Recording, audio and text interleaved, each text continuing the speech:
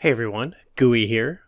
We are actually off this week, but I thought one thing we could do is feature a great podcast that we were on last year called Select and Start, where we discussed the game Pokemon Red and Blue.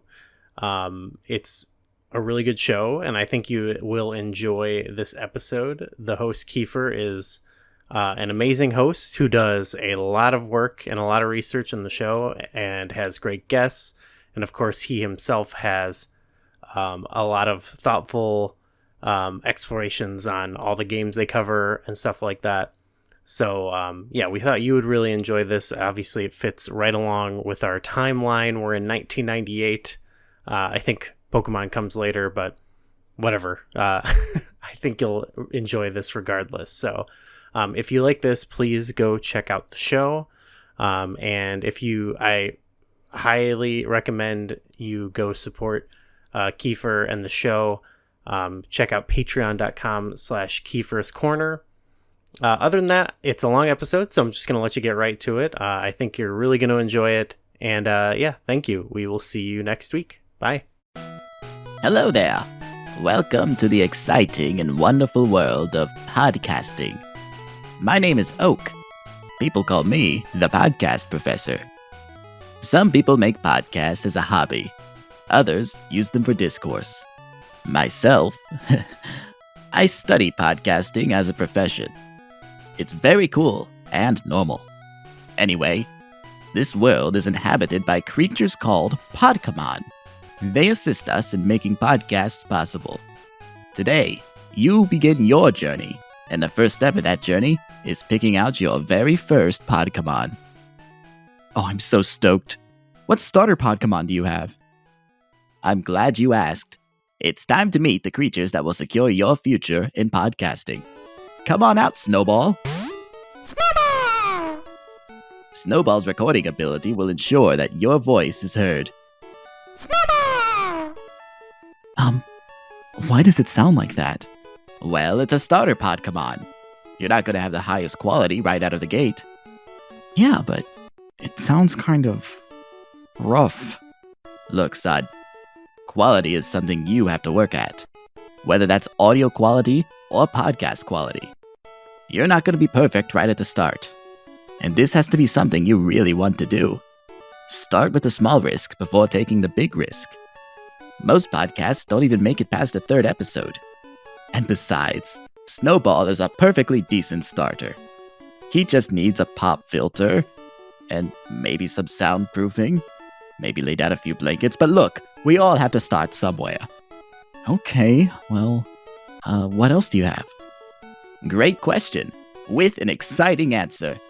Come on out, Patreon. $5!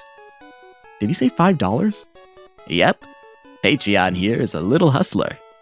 He's just starting out, but if you invest in him, he can grow to reach his full potential. $5? What's wrong? Oh, nothing. It's just, you don't want to give him $5? I mean, I don't know, it's just, what is the... $5? He's really putting himself out there. $1? $1? Yeah, that's the thing. Patreon's weakness is that he has very little self-respect, and he constantly devalues himself. It's actually a very common weakness in the podcast world. It's ironic. He wants to be heard, but he despises putting himself out there. Aw, poor thing. $1? Oh, $1?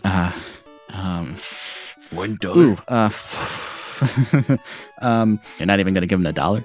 It's just, I don't know him that well, and look, there's a lot of steps you have to do. $1? I don't really have change on me right now. It's a whole thing. All right. Don't try to guilt trip him, Patreon. $1. Look, I'm sorry about that. He can lay it on a little thick sometimes. No, it's fine. I get it. What else do you have? What do you mean, that's it? No, come on, man. Rule of 3. Where's the other one? There is no other one. I can literally see the ball on the tray right there.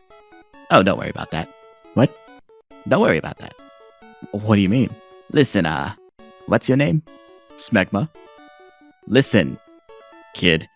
If I show you what's in this thing, it'll give you second thoughts about podcasting. And I really need to make sure you set off on this journey.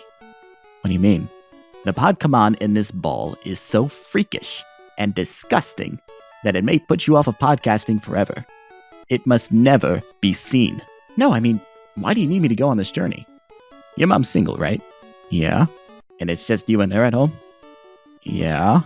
It's because I can see in your eyes that you have a natural gift for podcasting, and I know that being a Pokémon master is your destiny.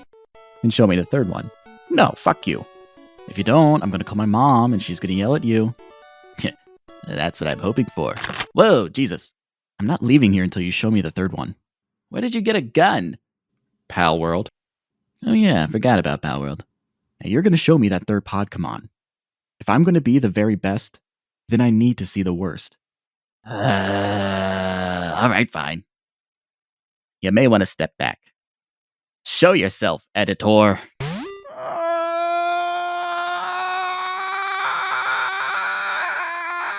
Jesus fucking Christ! I told you. What the hell is that?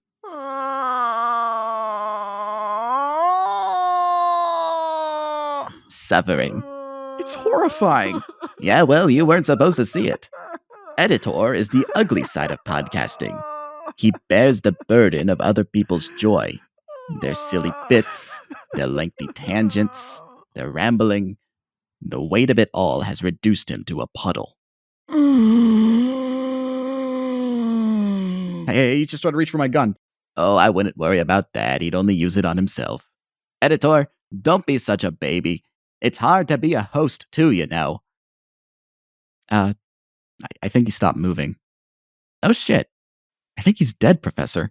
That would imply he was ever alive. Jesus. Yeah, I'm sorry you had to see that. So you're going to be taking Snowball or Patreon today? Oh yeah, I'll take Patreon, I guess. $5! Whoa. Let's not get ahead of ourselves there, buddy. $1. Oh fuck, he's got my gun.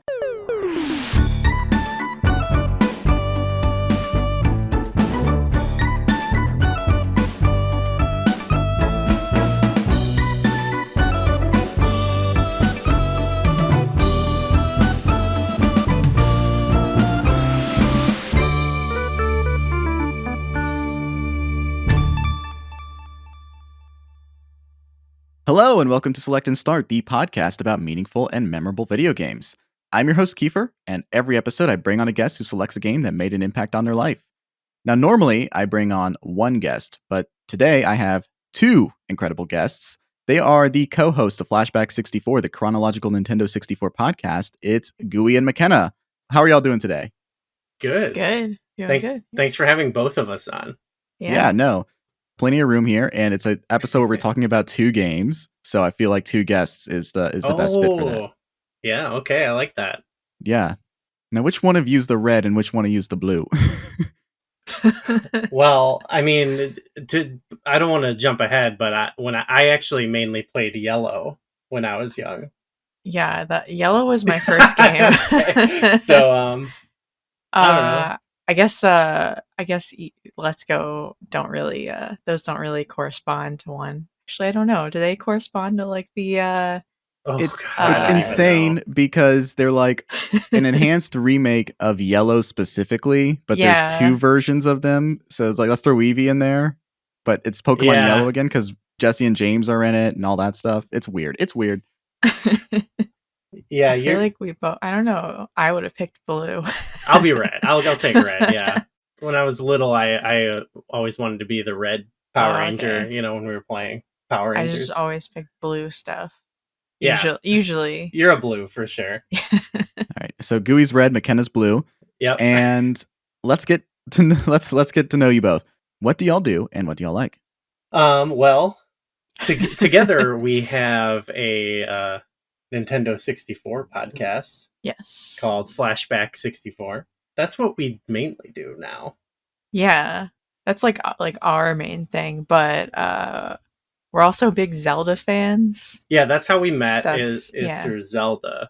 We both do some stuff for the Zelda fan site, zeldadungeon.net. Oh, lovely. If you go there looking for a guide you might see our faces pop up in a pop-up video that just shows up on the site playing some of our YouTube content. So we do stuff over there too, where we just do like mailbags talking about the series in general. Right now we are doing like a fun pass the controller playthrough of Ocarina of Time with some of our other friends. So we do that, and we talk about Nintendo 64. Yeah. Mainly. And then, well, you've got your own thing. Well, yeah, we both have our own YouTube channels. We do too much stuff. I play a lot of indie games, especially like the cozy genre on my YouTube channel. Some Pokemon too. Yeah, I do a little Pokemon on there. That's why when you asked us, like, we had to find kind of a middle ground, because I see you've talked about Zelda a lot, which is our collective. Like, if you asked us about Zelda, we could talk about it for forever. So then we'll it was have time for it. One thing we discovered, because we've talked to a few people about coming on podcasts and stuff, is like we have like very like not niches, because Zelda is such a big thing, but we have like a couple series or like kind of things we're into, and then we know like a little bit here and there about other games, but like we're the type where we've like we've played every Zelda game like way too many times, like more than anyone should probably. So it's been hard to not hard, but you know, when people are like, what do you want to come on and talk about? It's like, well, yeah, everyone wants to talk about Zelda. Yeah, Zelda comes up a lot. There's a lot of things that you're surprised that people want to talk about, and then always Zelda is one that comes up. But what's interesting is, like, as I've done this show, Pokemon has not come up too much, which kind of drives me a little insane. And not just because I'm wearing a Squirtle shirt right now, but also just because this is the most popular media franchise ever. And you'd assume by like law of, you know, large numbers or whatever, that like this one would come up pretty often. But again, this is the second time I've even talked about Pokemon primarily as like the main event on the show. So it's just very interesting. It's just a very interesting thing. Maybe it just feels too obvious to people, but it surprises me. Yeah, that is strange. I mean, you found McKenna with some of your stuff, like that's like some of the most sought after content that you've done. Yeah, I'll be like, all right, I'm just gonna do like a basic let's play, and I'll be like, oh, this is doing really well. Why is it doing really well? You're like, I'm not even that into it. I think I might have like I played the Pokemon Pink ROM hack, which is a ROM hack of Blue, and it's like the most popular video on my channel. If you searched Pokemon Pink on YouTube, it would probably be one of the first couple results. Yeah. Like that's the thing. Like, Pokemon is so popular and so universal that like any new iteration of Pokemon, no matter like what form that comes in, is just like instantly popular. I was part of a forum back in the day called Nintendo Land that did not have a ton of active users, but the person who hosted that website, this guy, he did a YouTube series where he and his friends just played a Vietnamese version of Pokemon Crystal that was very poorly translated into English. And that exploded in popularity.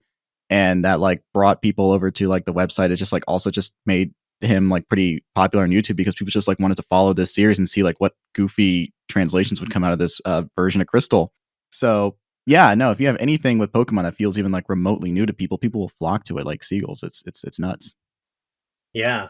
It ended up being, it was like, for what we were picking, it was kind of perfect, because like Pokemon, I've played a handful of the games, but it was like just due to like my age and like the popularity at the time, I was like it hit me at such the right age that even though like I didn't really continue on with the series as strongly, it made such an impact to me at like 8 or 9 years old that you know, I could I don't know, I just still have such a strong nostalgia for it, even though I don't consider myself like a Pokemon fan necessarily, but it was like the perfect to bridge the gap to find a good game that we both like collectively love. That's not Zelda. No, I get that. But let's talk about video games broadly a little bit here. As we know, no community likes to gatekeep more than the gamers. So we're going to have to check both of your gaming credentials really quickly here. Talk about your respective gaming histories, who or what got you into it, your relationship with it throughout the years, and so on. What is y'all's portrait of a gamer like? You should go first. I feel like I've kind of told this story a lot. for me. Whenever people ask about my first video games, I always say, my memory is a little fuzzy from the time, but it was either Pokemon Yellow or Mario Kart. I had my Game Boy Color, Nintendo 64, and I remember those being the earliest games I played. I think for a long time I was more of a handheld gamer. Well, my parents bought us like home consoles, but it wasn't really me seeking them out. I guess everyone in my family gamed a little bit, but I did much more than everyone else. So maybe like I didn't want to ask for a whole console for a birthday present or a Christmas gift, but I would get the handheld consoles so I could do my own gaming, and with that that always came with Pokemon game, which is like one of the things that made us pick Pokemon Red and Blue, because that's kind of that's basically what got me into gaming and what kept me into gaming through my whole life. Every few years there's a new one. You were hooked. I was hooked. And those weren't the only games I played. I'd get a handheld console and play whatever other games my parents bought me, which were probably usually the more popular games or maybe some of the licensed games. And then let's see, we had as far as home consoles go, we had a Nintendo 64. I think I probably mostly played Mario Kart at the time because I was 5-6 years old. That was already there, right? Because you have an older brother, so like well, I don't remember when we got it, because it came out the same year you were born. The year after. I was like a year and a half old when the console came out. But one thing I remember is going over to a neighbor's house and watching them play Ocarina of Time. And I didn't end up playing that myself until I was like 14 and I had money that I could use to buy things, and we still had our Nintendo 64. So I finally got Ocarina of Time, played it, and then it was like Zelda was all I did for so long. I just kept getting I played through all of the games because at that point there were tons of them already. I guess we only had 4 like mainline games released since I played that. So I had a lot of stuff to go through. At that point, I think it was a lot of Pokemon, Zelda. I had also played like the Jak and Daxter games when I was younger. Yeah, I played a PlayStation Zelda. Continue. Played a ton of Jak and Daxter as a kid. So, once I'm like a later teen, early adult, I work, I have money, I can buy my own consoles, and I'm still very much a Nintendo focused person. So yeah, we're Nintendo nerds for sure. I think I got my Switch and my PS4 in the same year actually, and then ended up playing a lot of the Naughty Dog stuff because the PS4 was the first PlayStation console I had since the PS2. And I was like, oh, okay, I know these developers from Jak and Daxter, so I went and played all the Uncharted games and The Last of Us. And then I guess once I got through those, I went back to the Switch and realized there was a huge indie game scene on there. Tons of stuff being released on the Switch. We were playing Night in the Woods and Celeste. And from there, it was just that became my big focus other than like Zelda, Pokemon. It's just like seeing what's up in the indie game scene. Yeah. So just like so much going on there. You're always showing me something that I just there's so many surprises all the time. Yeah. Now I'm just like so overwhelmed by the number of releases there are. So many video games. Oh my god, I want to play everything. Like they could just stop releasing new games and I would still never finish all the games I want to play. Yeah, I kind of want maybe it would be good for the industry to stop for a couple years and like figure out what they're doing. Gooey, what about your history with video games? What do you like?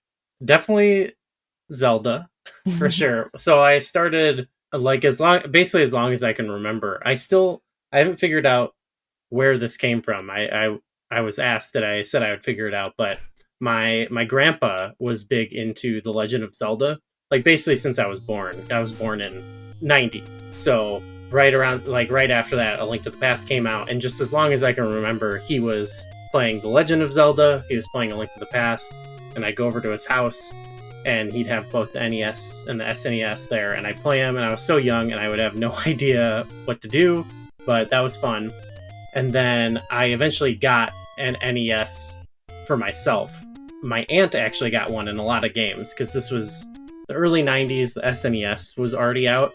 Actually, she got it, and I remember being like, I got a Super Nintendo, but I think it was just like that time that it's like kind of like how they call GameCubes, Xboxes, like, you know, certain adults, like, I don't know if she knew or not, but I was like, what? I didn't know. I was a kid. So I just remember going to her house playing, you know, Super Mario Brothers.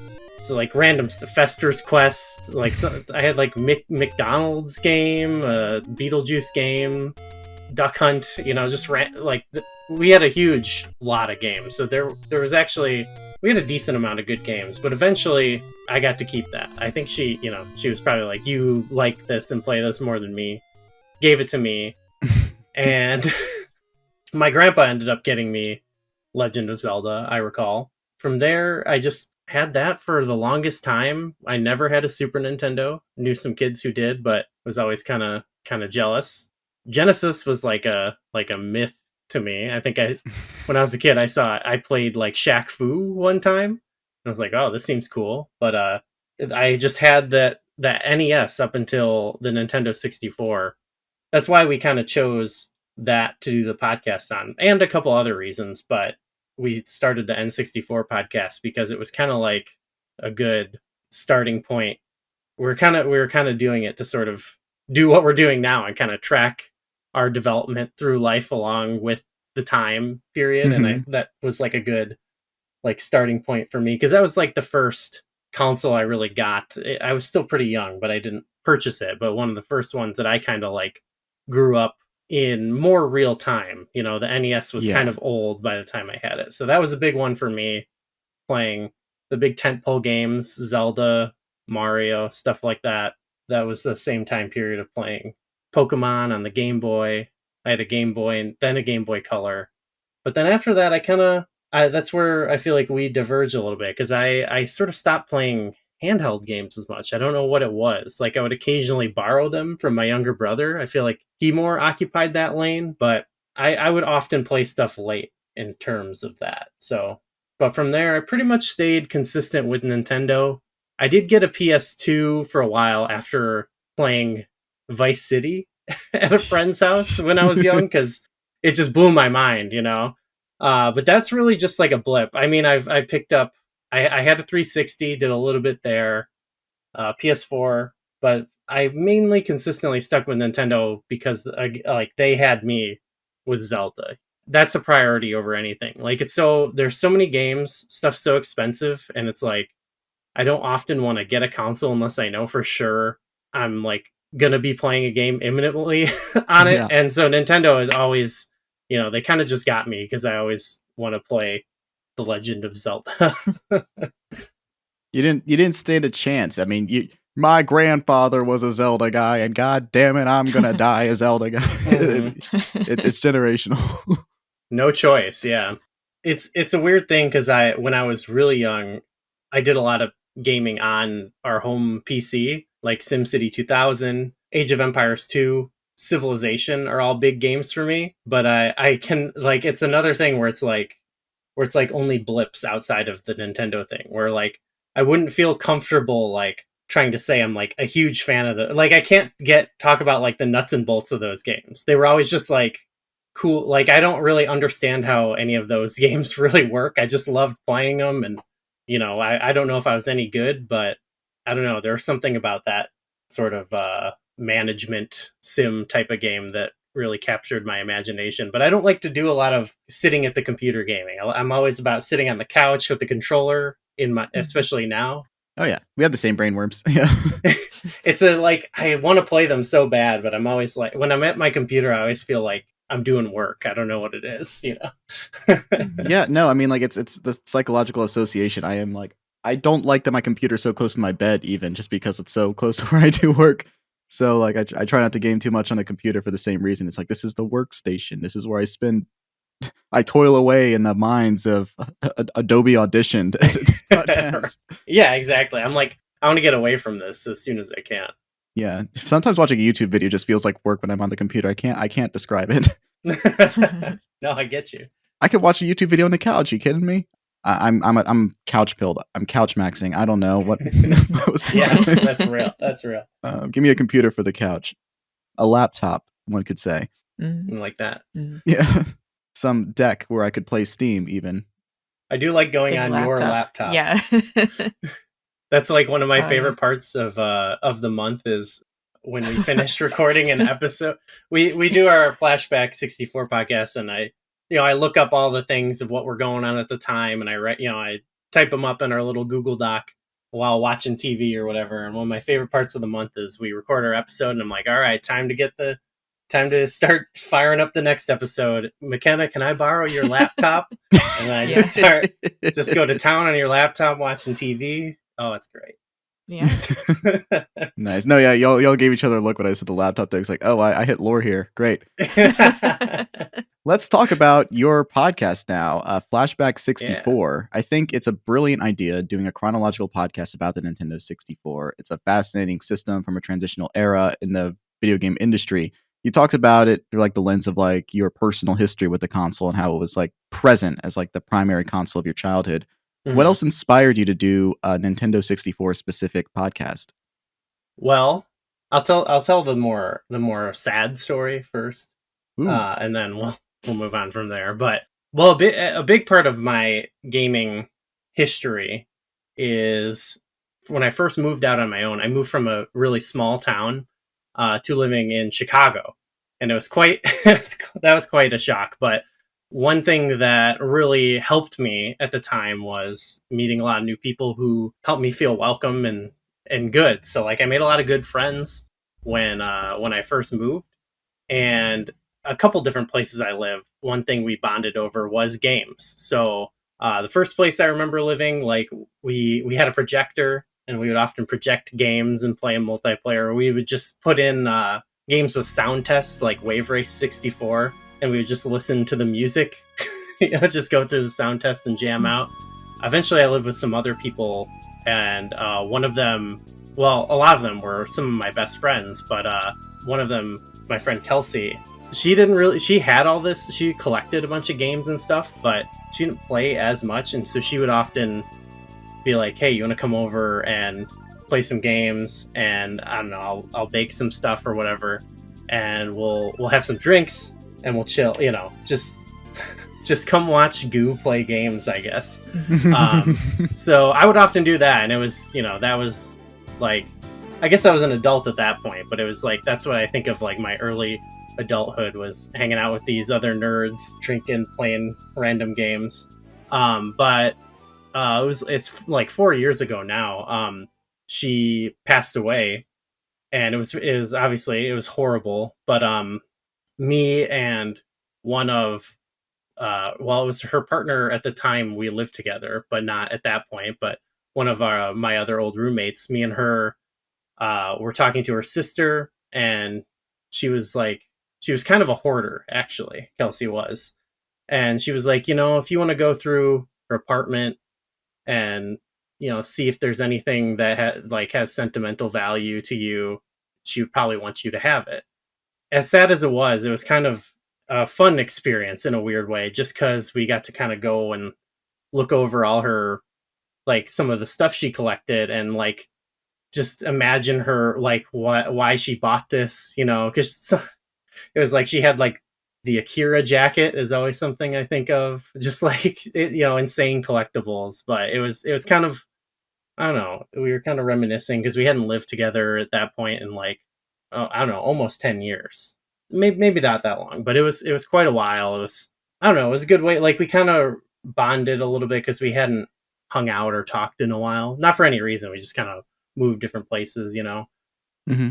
There was a bunch of stuff where she was like, oh, she probably bought this for you because it would be a bunch of random stuff that why would she ever want this? But some of that was like a decent collection of games, N64 games. So I've never been a big collector, but I got these games and I was like, okay, maybe I could collect some more N64 games.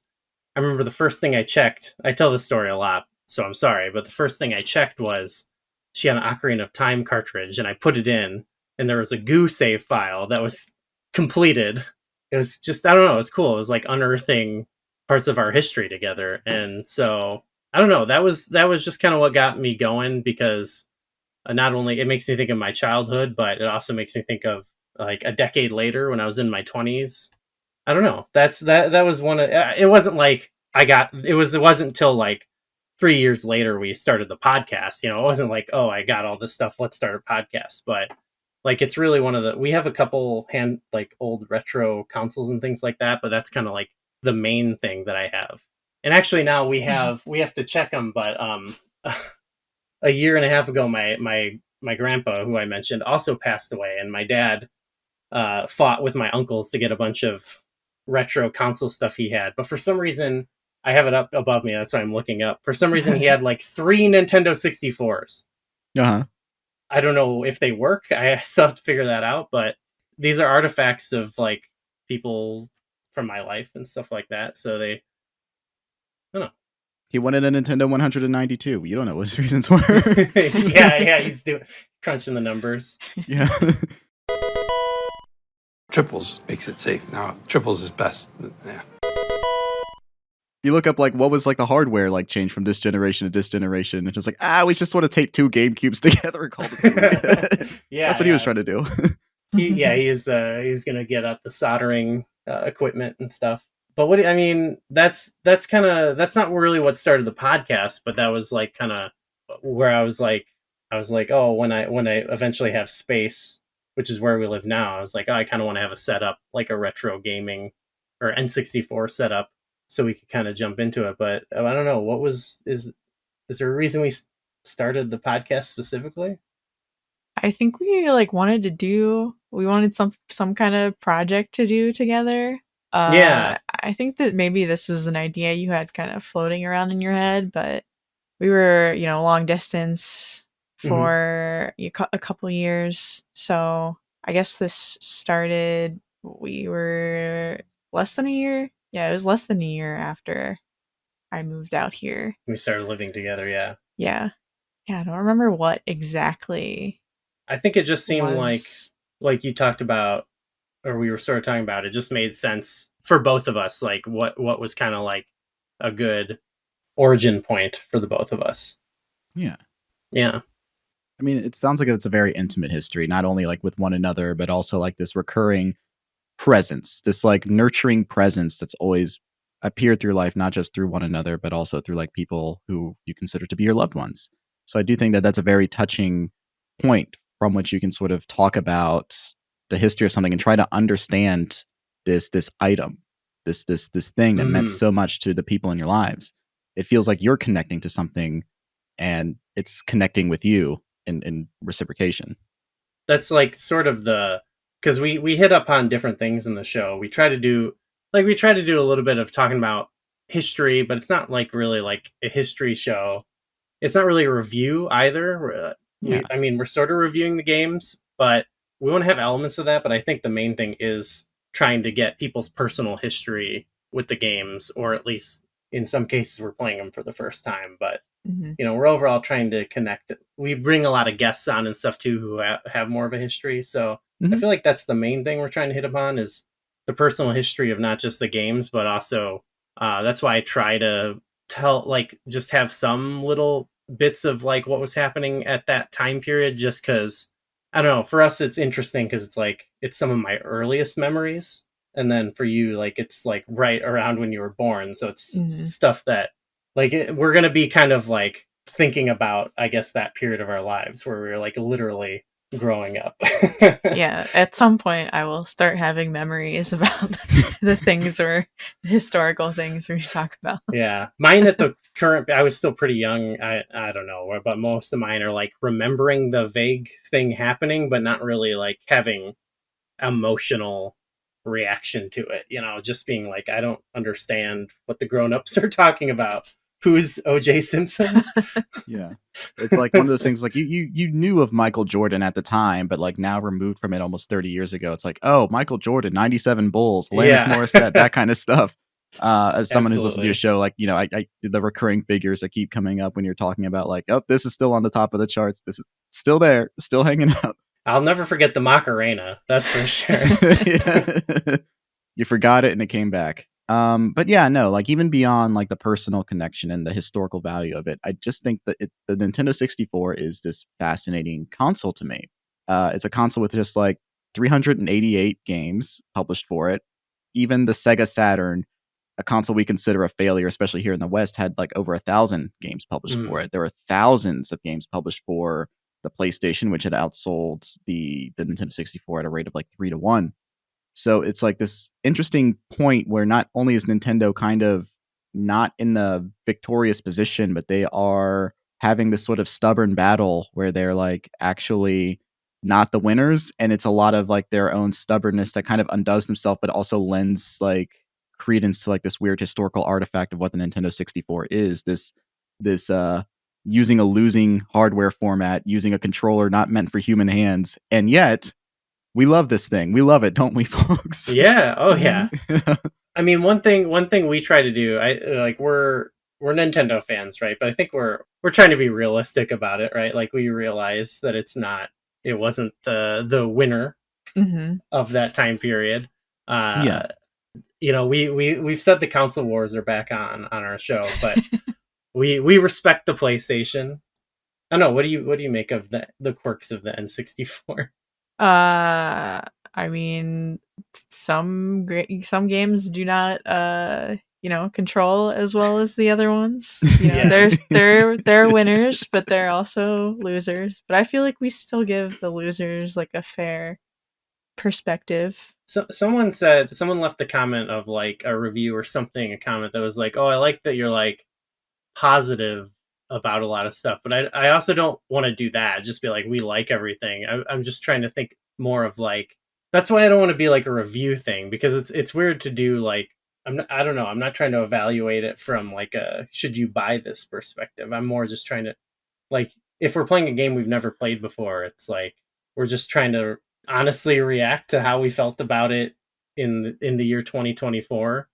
And it's just hard to get like, I don't know, there's no games we play that even the worst games, it's not like they don't make us mad, you know. So maybe that's what it Yeah. is. I feel like there's plenty of bad games we played, but it's just hard to be mad about them. So maybe that's what the person meant, because I don't think we're just like every game is good or anything. Yeah, I think we've been critical of them, but we're still like, this isn't unplayable.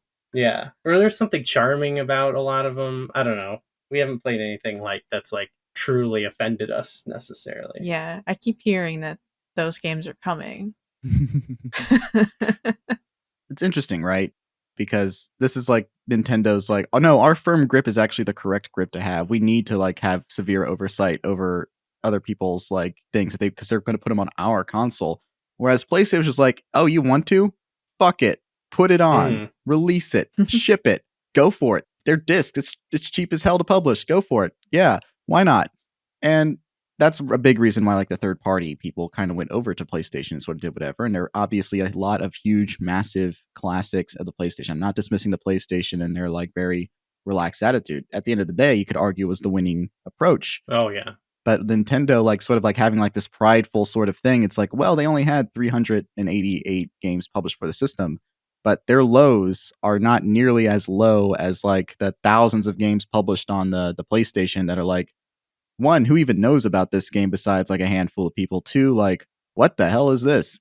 So like it's interesting, but also the way that you guys approach stuff for your show, in my experience listening to it, is you guys take things as they are. You're not approaching it critically with like a modern 2024 lens with everything like that. I think you're just sort of like, what was the intention? We are playing with this in the intended format using, the proper equipment. What was going on here? And like you obviously like doing the broader cultural context puts you in that mindset of understanding. Yeah, I think that's a big part of it for sure, is like that. I guess that's another reason I like talking about that era, because I guess you look at the previous generation, like a lot of the SNES game, like a lot of rightfully considered like greatest of all time games with like some of the RPGs they had, and Mario World and Metroid and Zelda, like those, and Donkey Kong.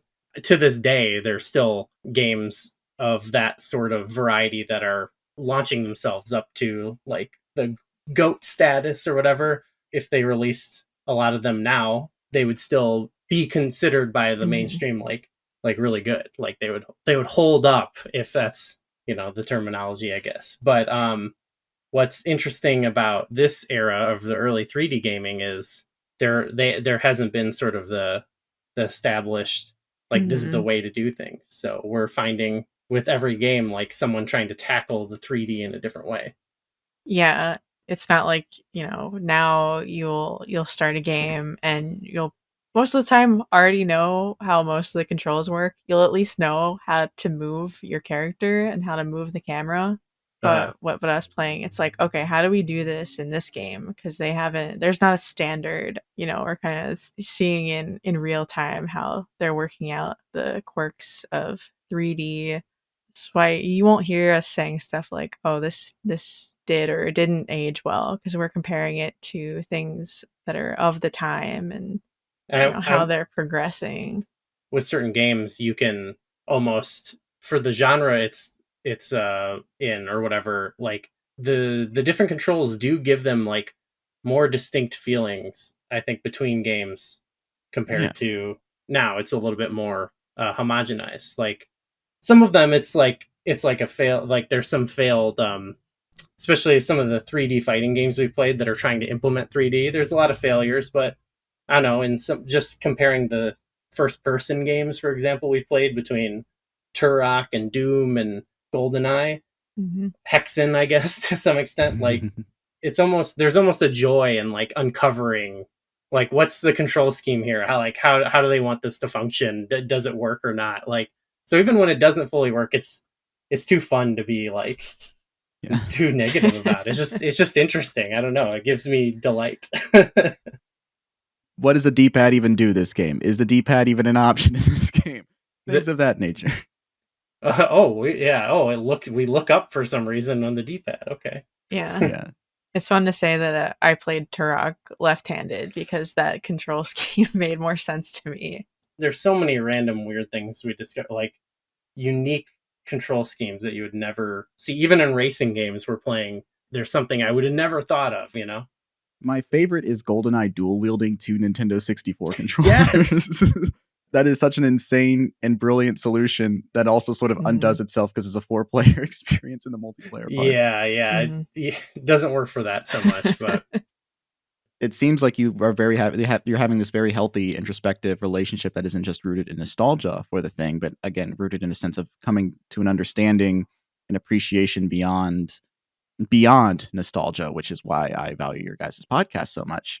Thank you. Moment of truth here. Would you guys say the Nintendo 64 is your favorite console?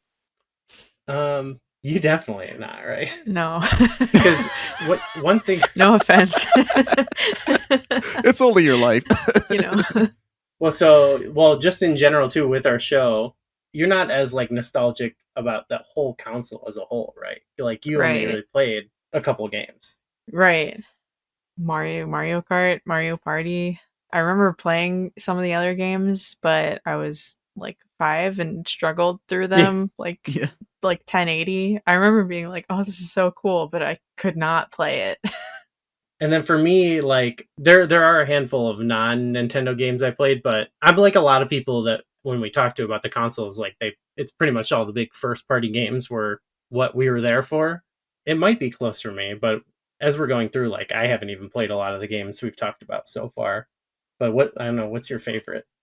Probably what console? Yeah, probably the Switch. Oh, there we go. Yeah, I mean, I've always really liked the handhelds and having a console that can play these bigger games but also still be handheld has just been awesome. And I've been able to play a ton of indie games on there too. So yeah, just having a lot of those, like, that you can just pick up. Like, that's how I play a lot of games now. It's just pick up the Switch, got it. Or I don't know. I download too many games, Yeah. I don't. My favorite though, it might be the GameCube actually. Just like in terms of like what I'm most nostalgic about, because my favorite Zelda games are those N64 ones that I played on N64, but I kept playing them through even more so on the collector's edition on the GameCube. And then that also had just a lot of other, like one of my other favorite games of all time is Resident Evil 4.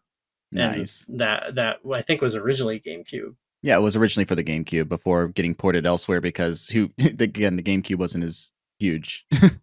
Oh yeah. But the Wii version, that was the best way to play it. I loved shooting and stuff. But I don't know. I don't know. My favorite was maybe it's probably GameCube.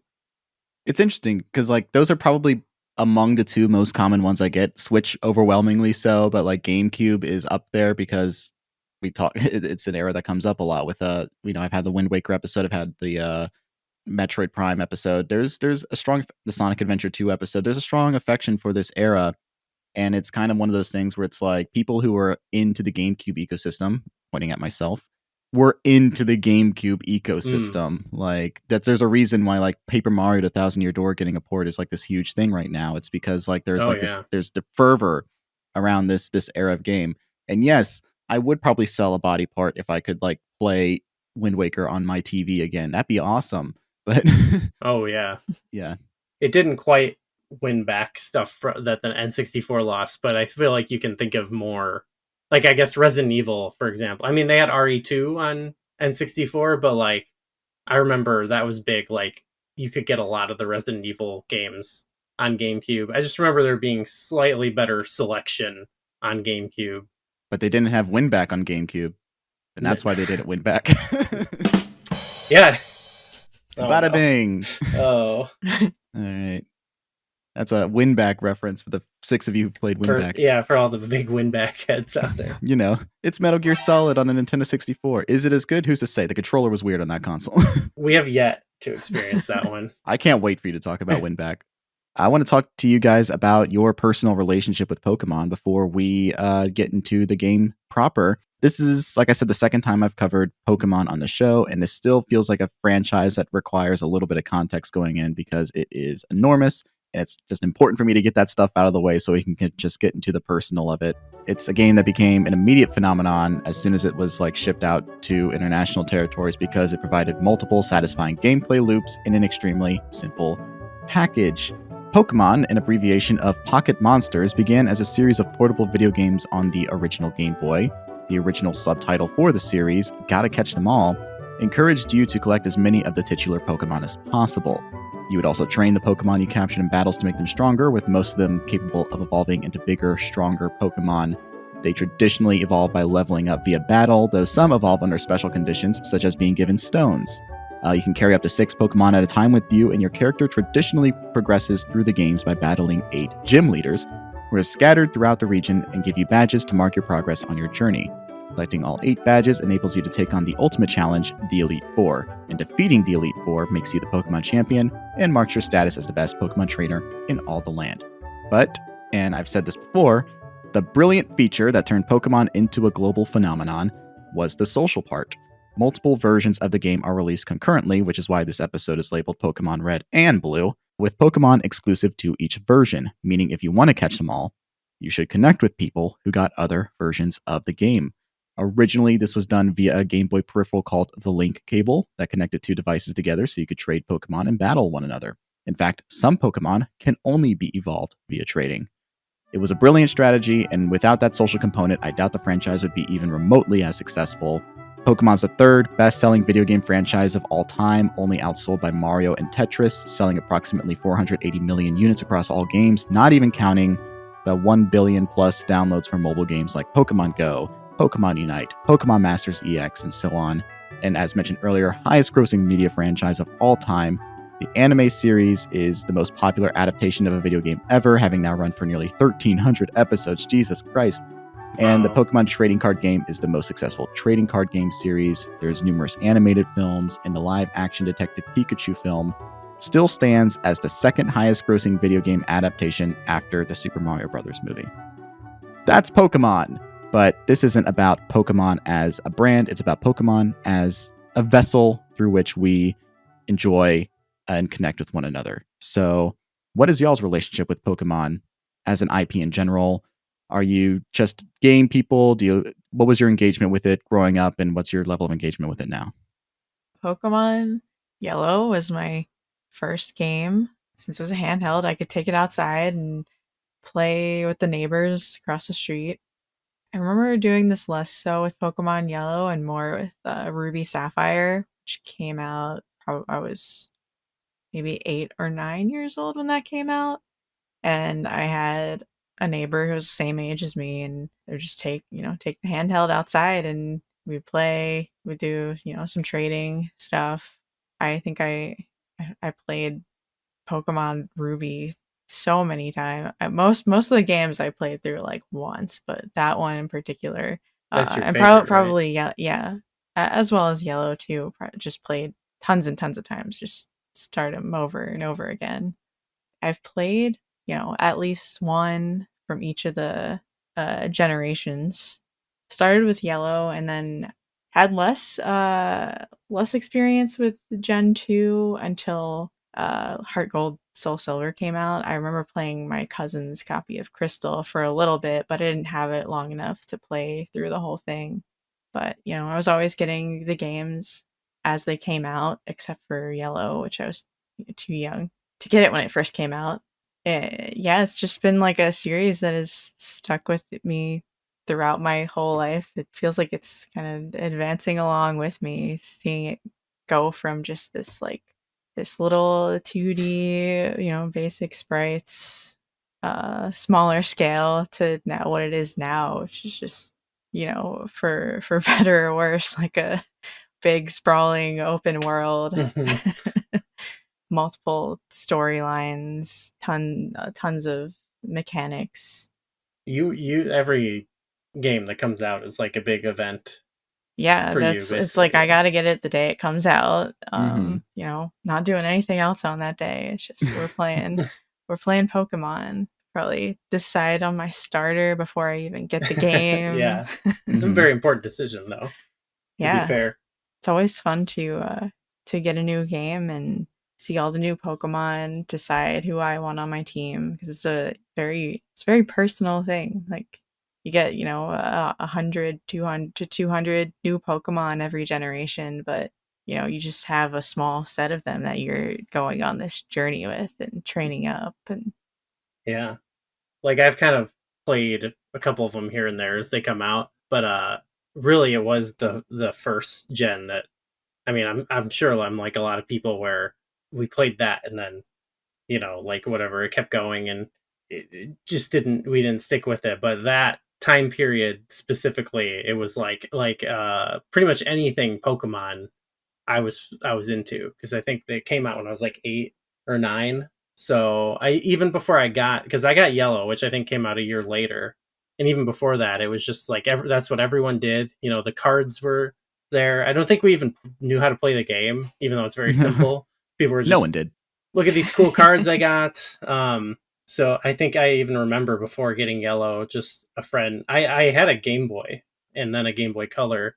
I remember a friend letting me borrow it, and he had the strategy guide for Blue, so I played it a little bit. But Yellow, that was really what did it for me, and that was, I was so engrossed in that because I was watching the anime, went and saw the movie when it came out. I played all the N64 games, Snap and Hey You Pikachu and all that stuff. I was super into it, and then I think when the next gen came out, Pokemon Yellow kind of sort of satisfied me for a while, to where I didn't even get those games. And then it was shortly after that where I both stopped really being as much of a handheld gamer, but also in like my pre-teens to teen years, I started to be more like, with a lot of stuff that I liked in the late 90s, early 2000s, where I was like self-conscious about it. I was like, oh, that shit's for kids, So Pokemon, like wrestling, stuff like that, I was very self-conscious about. So I kind of stopped being interested in that stuff.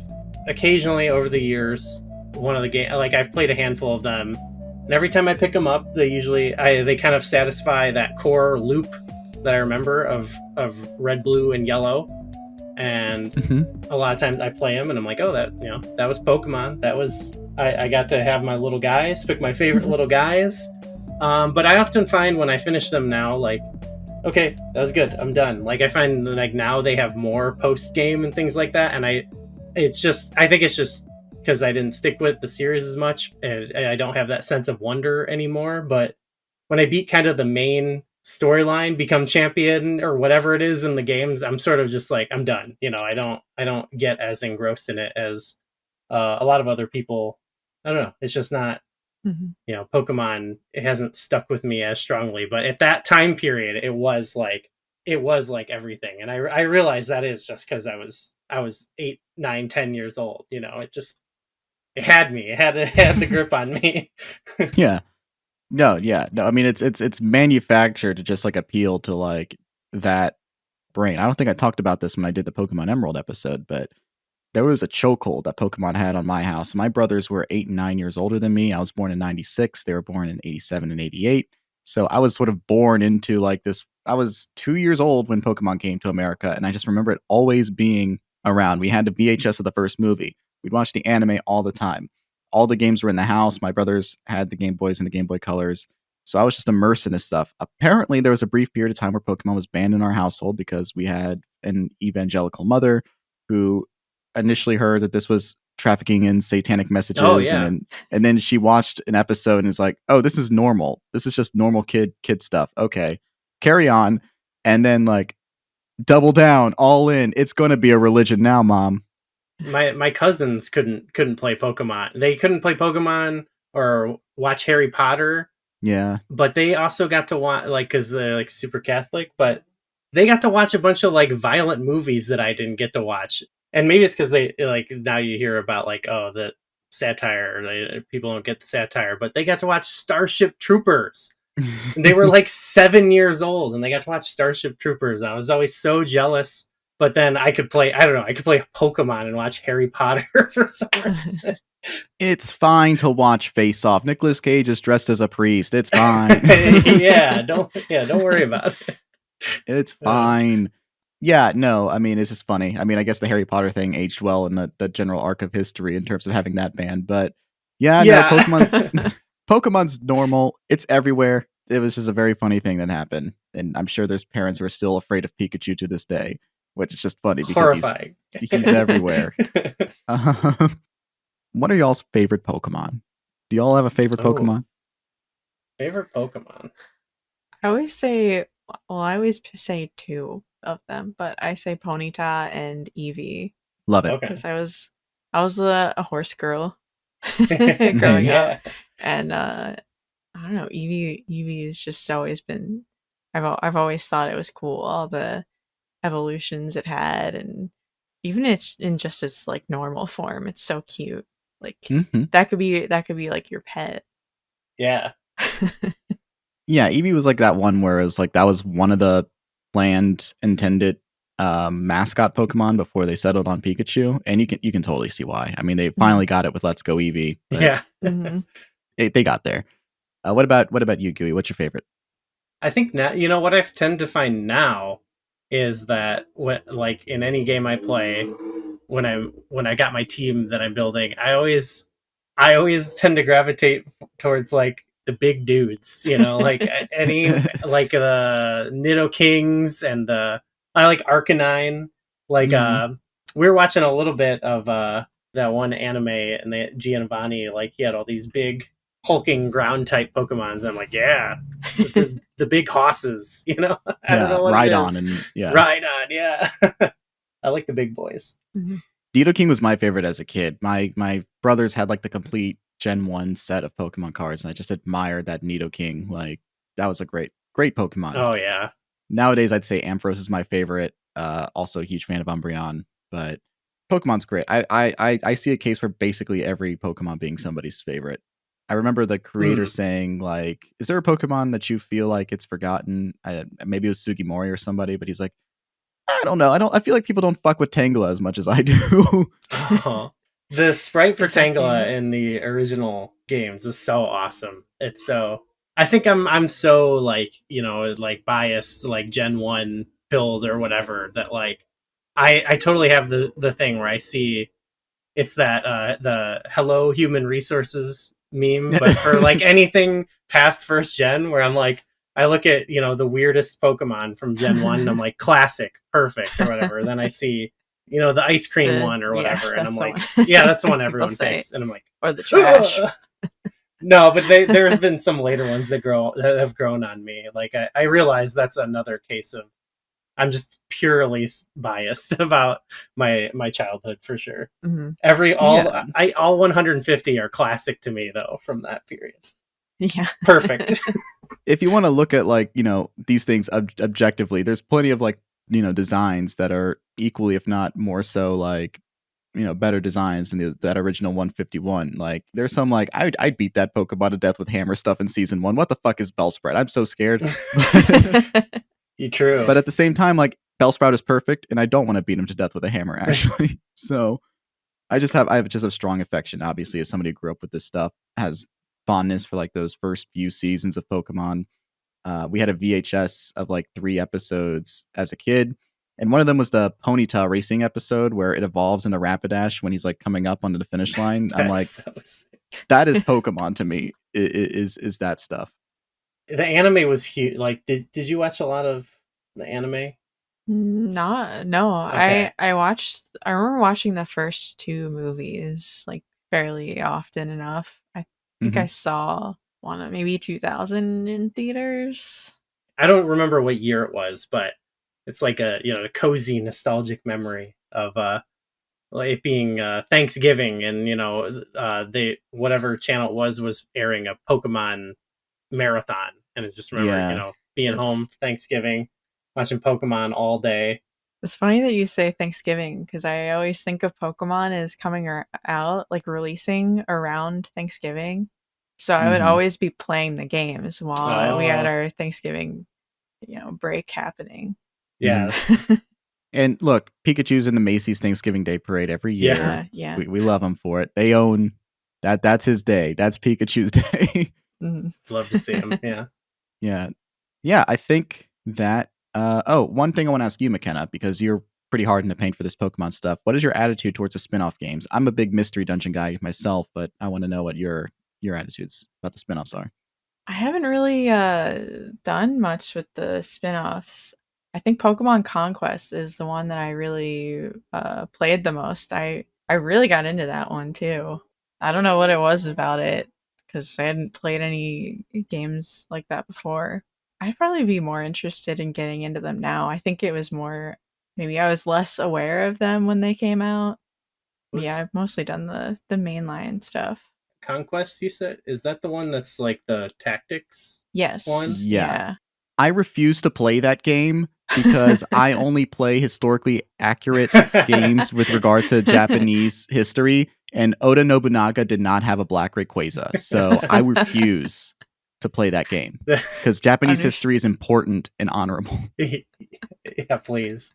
Yeah. I did get into that, actually. I had a friend lend me that one, and that's another genre of game that I like a ton in theory, but like some of the big games in that, like, I haven't actually played, but that totally like had me through at least the main storyline of that, because that style of gameplay was awesome. I haven't really played recently, but I played Pokemon Go a lot, even past when it's like popular. It's huge, real popularity. I've probably played that consistently for maybe 3 years, probably while I was in college, because I was, walking around on campus so much, and there were tons of Pokestops and gyms, and it was just easy to play. And then at some point I, left college and was not walking around an area that had lots of Pokestops, and so I kind of stopped. I got out of it. Yeah. Yeah, a similar thing with. I didn't play it that long, but the like month at least that it came out, like that was pretty magical. It captured, and it had that social element. Yeah. That for me, actually, that was even more social than the original games, because you would just go to a park and there's dozens of people there. Oh yeah, absolutely. That it was incredible. It was truly like the euphoria of the summer of 2016 versus oh god for the rest of the next few months. But, maybe that's what did it. Maybe that's why I stopped. I don't know. Pokemon Go to the polls, everybody. Oh god, yeah. Oh, what a time. I feel like that was like, oh no, is the party over? Is it over? I have a weird hang up with it. I've told you about it, and it's really weird, and I know it's not logical. This and a little bit in the Legends game. I know I get like the there would be no game if it didn't have this, but there's something about the Pokemon games where you have to catch a ton of them I don't like. I feel like I'm out there farming Pokemon, and I know in the world of Pokemon we're basically fighting these creatures against each other, but I buy into the lore of like it's like athletic competition, you're fighting alongside them, that Pokemon want to compete. But there's something that just always feels so wrong where it's like I had to catch 100 Rattata to upgrade my Rattata or like evolve them. I feel like I'm farming these creatures. It's sickening to me. I know it's probably illogical, but that's not the loop. I catch my guy, and he, even if I don't use him, even if he's just sadly sitting in someone's PC somewhere, he's my little guy. And I don't, I've never cared about like the strategies of the game or like what is it, IVs or whatever to get the good IVs and EVs. I catch my guy and he's my guy, you know what I mean? Like I don't care. So I know that's like I never got into the competitive aspect of Pokemon on that level. Like I liked battling on Pokemon Stadium where you just kind of you could pick the teams, you could sometimes import your guys, but I never really cared about like I need to find the right Pokemon. I would just catch my guy, and he's my guy. He's my special little guy. I don't want to catch anymore. You don't want to feel like the relationship you have with the one is being we're bonding, compromised because you have 100 million of them. I get it. I understand that. But then you also think about like the other inverse of it, where it's like instead of giving a bunch of little guys a home, I'm just beating the shit out of them to make my guy strong. Yeah, no, certainly I can't. You just go through the fields and find piles of Rattatas or whatever. Hey, they disappear when I beat them. I don't know what happens. Oh, you're gonna make me and my friends so much closer together, buddy. Yeah, that's fair. Maybe that does. Okay, I like it better now. I'm into it. You're giving them a home. They're hanging out. Like if you ever watch the anime, like the way they like rationalize it is like they're hanging out at Professor Oak's place, and they're on a farm. They're chilling. They're on a farm somewhere. Don't worry. Ash is like 30 Tauros, and they're all chilling. They're fine. Yeah, that's fair. Let's talk about the main event here. We have two people here. Let's talk about two video games: Pokemon Red and Blue.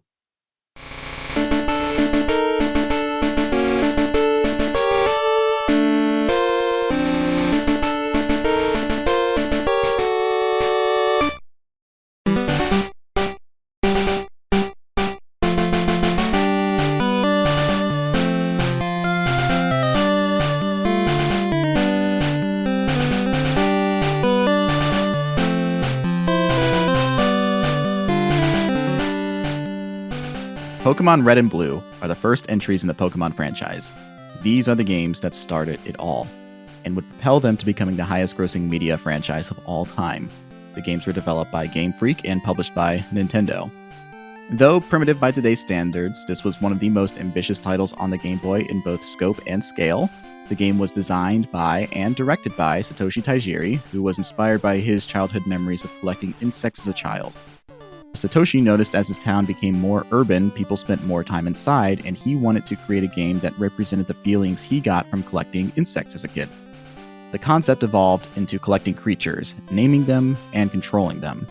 Pocket monsters, as they came to be known, even battle with one another, but they don't die, they can only faint, as Tajiri did not want to create excessive violence and stress in a game meant to inspire joy. Satoshi was one of the default names you could choose for your character in the original Japanese release of the game. The character is now canonically known as Red. The protagonist of the anime, though, who English speakers know as Ash Ketchum, is called Satoshi in the Japanese dub. Oh, that's cool. The artist, he's literally named after the game's creator. Aw. The artists for Pokemon Red and Blue were Atsuko Nishida and Satoshi Tajiri's close friend, Ken Sugimori. Tsunekazu Ishihara served as a producer of the game, providing a cash infusion through his company Creatures Inc. in order to assist the struggling Game Freak complete the game. Ishihara is now the president of the Pokemon Company. It was his extensive involvement in the licensing of Pokemon that brought about the card game, the anime, and so on. Shigeru Miyamoto, for most people, probably needs no introduction, creator of Mario, Donkey Kong, The Legend of Zelda, and so on, served as the producer of this game. It was Miyamoto who encouraged Game Freak to develop Pokemon, despite them finding Satoshi Tajiri's concept too ambitious.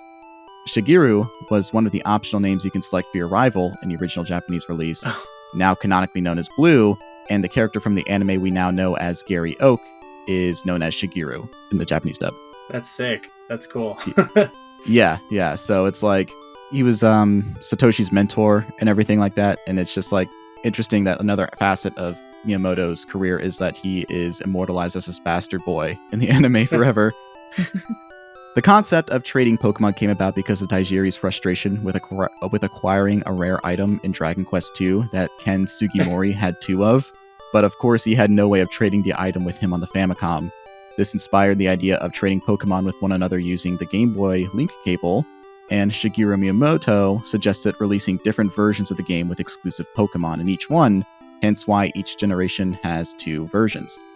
Featuring nearly an hour of original music composed by Junichi Masuda, who was able to create all of the game's sound effects, Pokemon cries, and melodies on just 4 sound channels, as that was all the Game Boy was capable of. The Kanto region, in which this game is set, is based on the real-life Kanto region in Japan, considered the center of Japan's economy and politics, as it is where their capital and largest city, Tokyo, is located. It is a geographically diverse region with mountains, forests, rivers that connect to the Pacific Ocean, and the Kanto Plains, the largest plain of Japan, covering about 1,700 square kilometers. This geographically diverse region is represented in-game with the various caves, forests, and fields and plateaus the player character explores between settlements. The plot of Pokemon Red and Blue is bare bones, but provides the template for mainline entries moving forward. Your player character, canonically named Red, lives in the small, quiet Palace Town. You're invited to Professor Oak's laboratory after attempting to leave your hometown without a Pokemon to protect you. There, Professor Oak, a researcher of Pokemon, invites you and your next-door neighbor and his grandson, your rival, canonically named Blue, to choose a starter Pokemon for your journey ahead. The options before you are Charmander, a fire type, Bulbasaur, a grass type, and Squirtle, a water type. Which Pokemon do you choose? What do you think? Well, I know I'm choosing Ponyta later, so it's not Charmander. So you're like, no fire needed. Yeah, that's covered. I'm like a definitely cover all your type bases, like don't repeat kind of person. Who would I have picked? Bulbasaur? I would probably do the same, honestly. When I was young, I would have probably Charizard. That's one like Pikachu where it's just everywhere. But when I was young, definitely was like that was the coolest one to me. I honestly had like I remember some memorable storylines in the anime, Charizard in particular. But I think now, in adulthood, I'm more mature. I understand that Bulbasaur is the coolest of the starters. Look, I'm a basic guy. I cannot deny my roots. I was a fire type starter for basically all the way until X and Y. And then I was like, well, hang on, this Froakie guy is kind of cool. Oh my god, he evolves into a ninja frog. Greninja, that's water shuriken. Okay, yeah, let's do it. So that was the thing that finally broke that streak for me. But I was traditionally a fire type guy for a while. But there's really no bad choice in this like selection here. I think they're all unimpeachable. I'm wearing a Squirtle shirt now. Love the guy. Oh, he's adorable. Yeah, he's adorable. It's just funny because like the game kind of punishes you for choosing Charmander because you have to go through those first 2 gyms, the rock type and the water type, and it's like, all right, I'm powering through though. I'm stubborn like that. Bulbasaur definitely gives you an edge, right? Because you've got rock, then water, right? So got the type advantage. And electricity is not very effective against grass either. So you kind of power through Lieutenant Surge too. That's like it's like a lot of the Pokemon games. I feel like you could probably get through a lot of them with like 1 or 2 Pokemon, really. Like or maybe like I often would find like, especially as it goes on, you like it's easier to figure out the types Like it'll tell you if you've done a move, if it's effective against a certain type. Mm-hmm. So like as you go on, like I mean, it's more fun to like kind of spread it out and raise the different guys. But that's kind of like I honestly one of the things I like about the game is that like if you're just pressing buttons, like you could probably get through it eventually. You know, Yeah, like that's definitely how I got through Twitch it. plays Pokemon. Twitch plays Pokemon, right? Yeah. Yeah. When I was What a like time. 8 or 9 or whatever, like I don't know, I've never been really like adept like RPGs. I never played a lot, so like it's like kind of a good beginner in that way, like a baby can be. Yeah. Yeah, I managed to beat Brock with my Pikachu. Yeah, same. Yeah.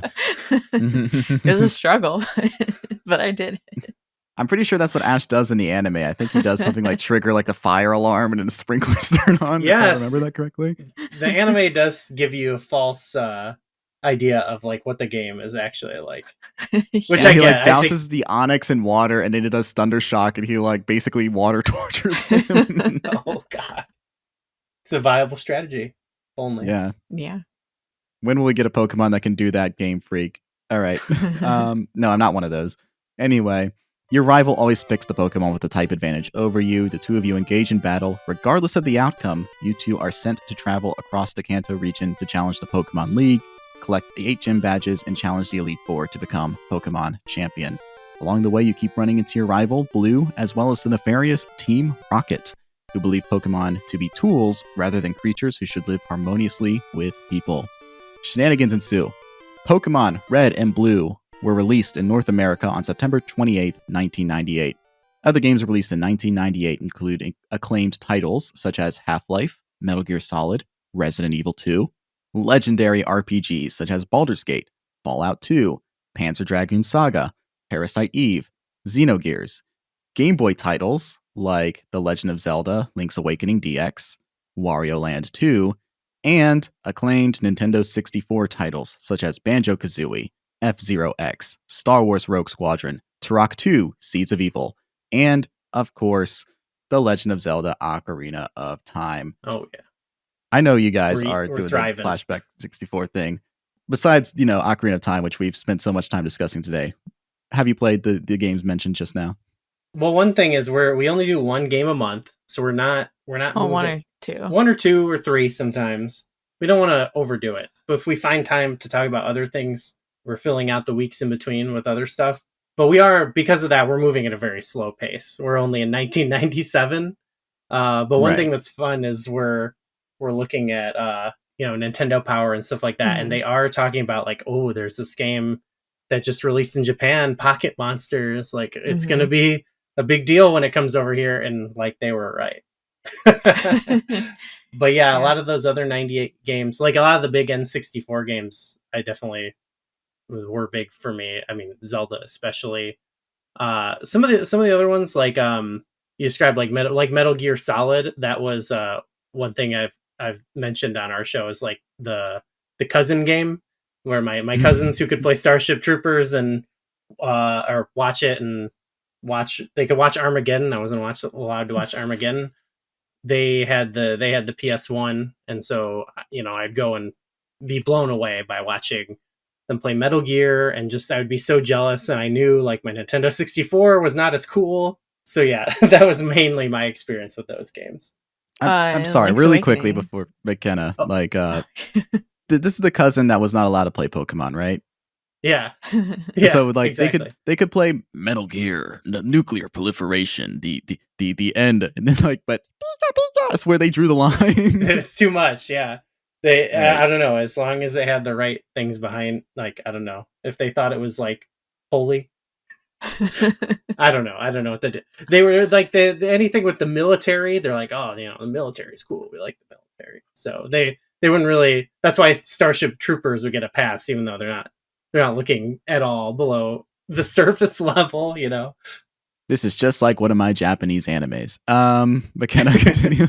Yeah, not a ton of experience with those games yet, although that's coming up very soon in our podcast timeline. I've mentioned Link's Ocarina of Time, but also Link's Awakening DX. I think that was maybe the first 2D Zelda I played. Big fan of Link's Awakening. It's such a cool, weird little Zelda game that really I think we've talked about it doesn't get enough credit for establishing a lot of stuff that carries forward in the series. A lot of the Mhm. conventions in there for sure. Yeah. We talked about it a little bit. There's like this like very interesting like nostalgic feeling associated with Pokemon, especially for people of our general age group here. But Mhm. the other games you presented to me were games like Link's Awakening, Ocarina of Time, Skyward Sword. But Pokemon was like the first like non-Zelda game you suggested as like something. So like I know for you, McKenna, this is like one of the first games you remember playing. What else is like within you when you think about like, oh, I could talk about Pokemon like in a format like this? I always love a game where I guess you're doing this in a lot of games, but it just feels like this you're setting out on your first big adventure. You're exploring the world with your own like chosen group of little guys.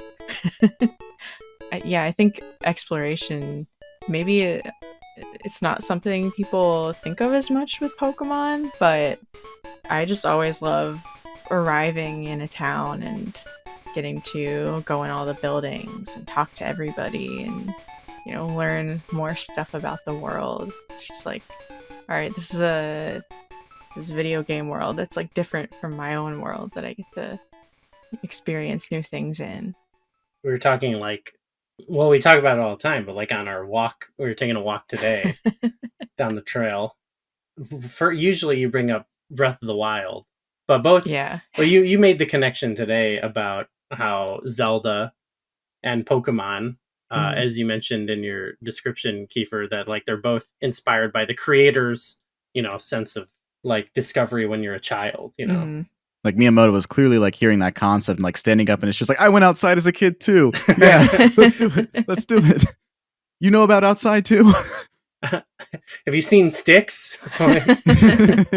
that was though, like when I think of my childhood of like playing with my brother or friends or whatever, like I do just think of either picking up sticks in the backyard and throwing nuts, like Zelda, Kokiri Forest, like a lot of the weapons and things like you get there are like just practical things you can find out in the woods if you happen to live near the woods, like seeds and nuts and sticks. And I just remember, whacking each other with sticks and stuff like that. And then Pokemon gives me like that same sense of wonder, like we do when we walk around town. Especially, it might just be for me the nostalgia, but the first gen, it's like way simple that it's even though it's set in a region based on Japan, it's like really easy to start to imagine your world around you as like being the Pokemon world. We do that on walks all the time. Like when we talk about like, oh, this would be we like walk over there's a river by us and we walk over the bridge and the trail is like surrounded by forests and I was like, oh, this is like Viridian Forest. Like, and what do we see? We just walked into this totally forest enclosed area and we see a guy out on his boat fishing or people cycling. It's like all the trainer types and things like that are just things you would encounter in your day-to-day life. It's like it's fantastical, but it's like very down to earth. Yeah. Yeah.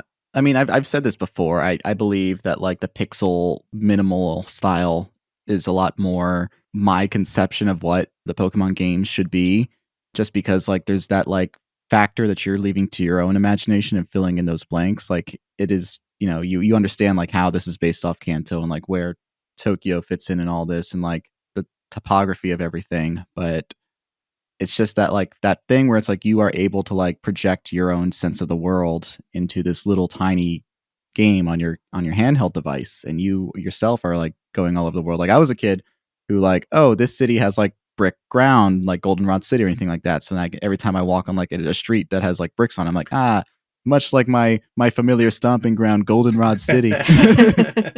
For sure, yeah. Yeah. Like you can't help but like have that association. It's probably like why Pokemon Go is like such a big deal, because there's this like actual aspect of exploring and familiarizing yourself with your environment, and there's Pokemon there now.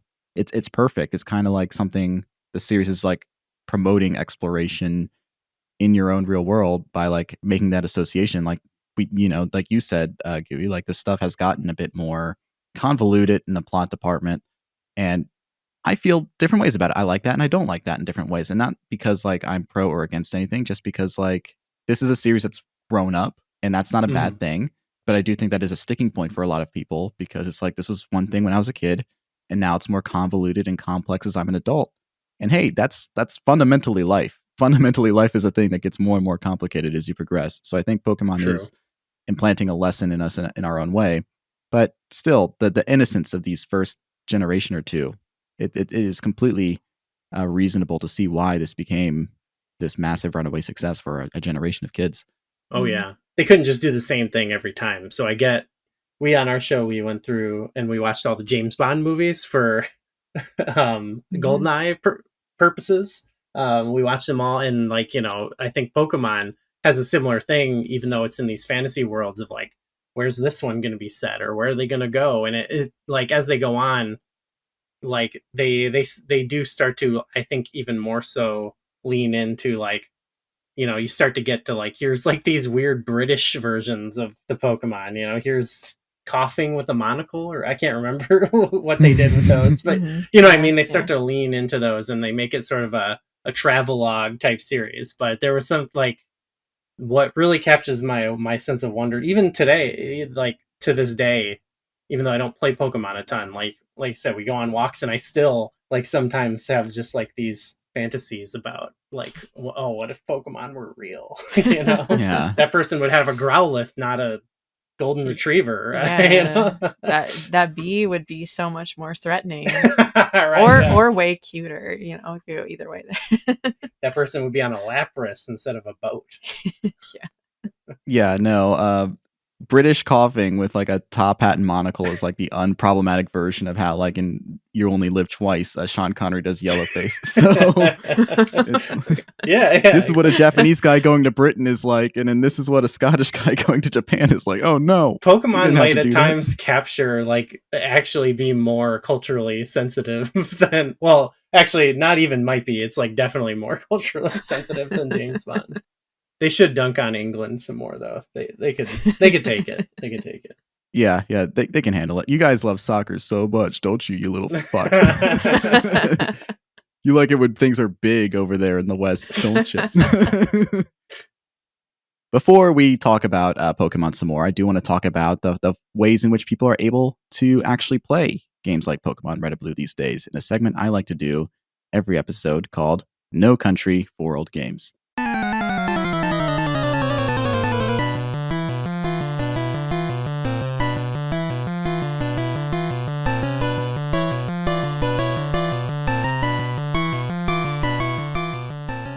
Before we talk more about Pokemon Red and Blue, we have to talk about how readily available this game is, so those who are interested in playing it can check it out. Because the subject of video game preservation means a great deal to me, I believe that video games are an art form and create experiences that leave some kind of impact on the people who play them. Unfortunately, this means very little publishers who have historically struggled with keeping their older games available on modern hardware. As time goes on, games that were once easily readily available to purchase and play become more and more difficult to acquire. And I'm sure you guys can relate to this as somebody playing, somebody doing a podcast about a now 28-year-old console. In today's segment, we're going to rate today's game's availability on a scale of A to ARG. And ARG is obviously an expression of frustration and how hard it is to acquire a game, and it is not me covertly advocating for piracy, which is illegal. If you like the game, buy it or die.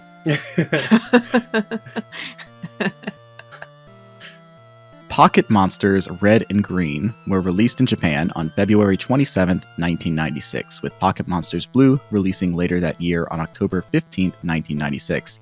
This version of Blue contained updated in-game artwork and new dialogue, and originally could only be purchased via a mail order to subscribers of Korokoro Comic before getting a general retail release in Japan in October of 1999. The code, script, and art from this Pokemon Blue was used for the international release of Pokemon, which would be titled Pokemon Red and Blue. There was no international release of Green. These games would release in North America 2.5 years after Pokemon originally debuted in Japan on September 28th, 1998. Pokemon Yellow, an enhanced version of Pokemon Red and Blue, was released in 1998 in Japan, North America in 1999, Europe in 2000.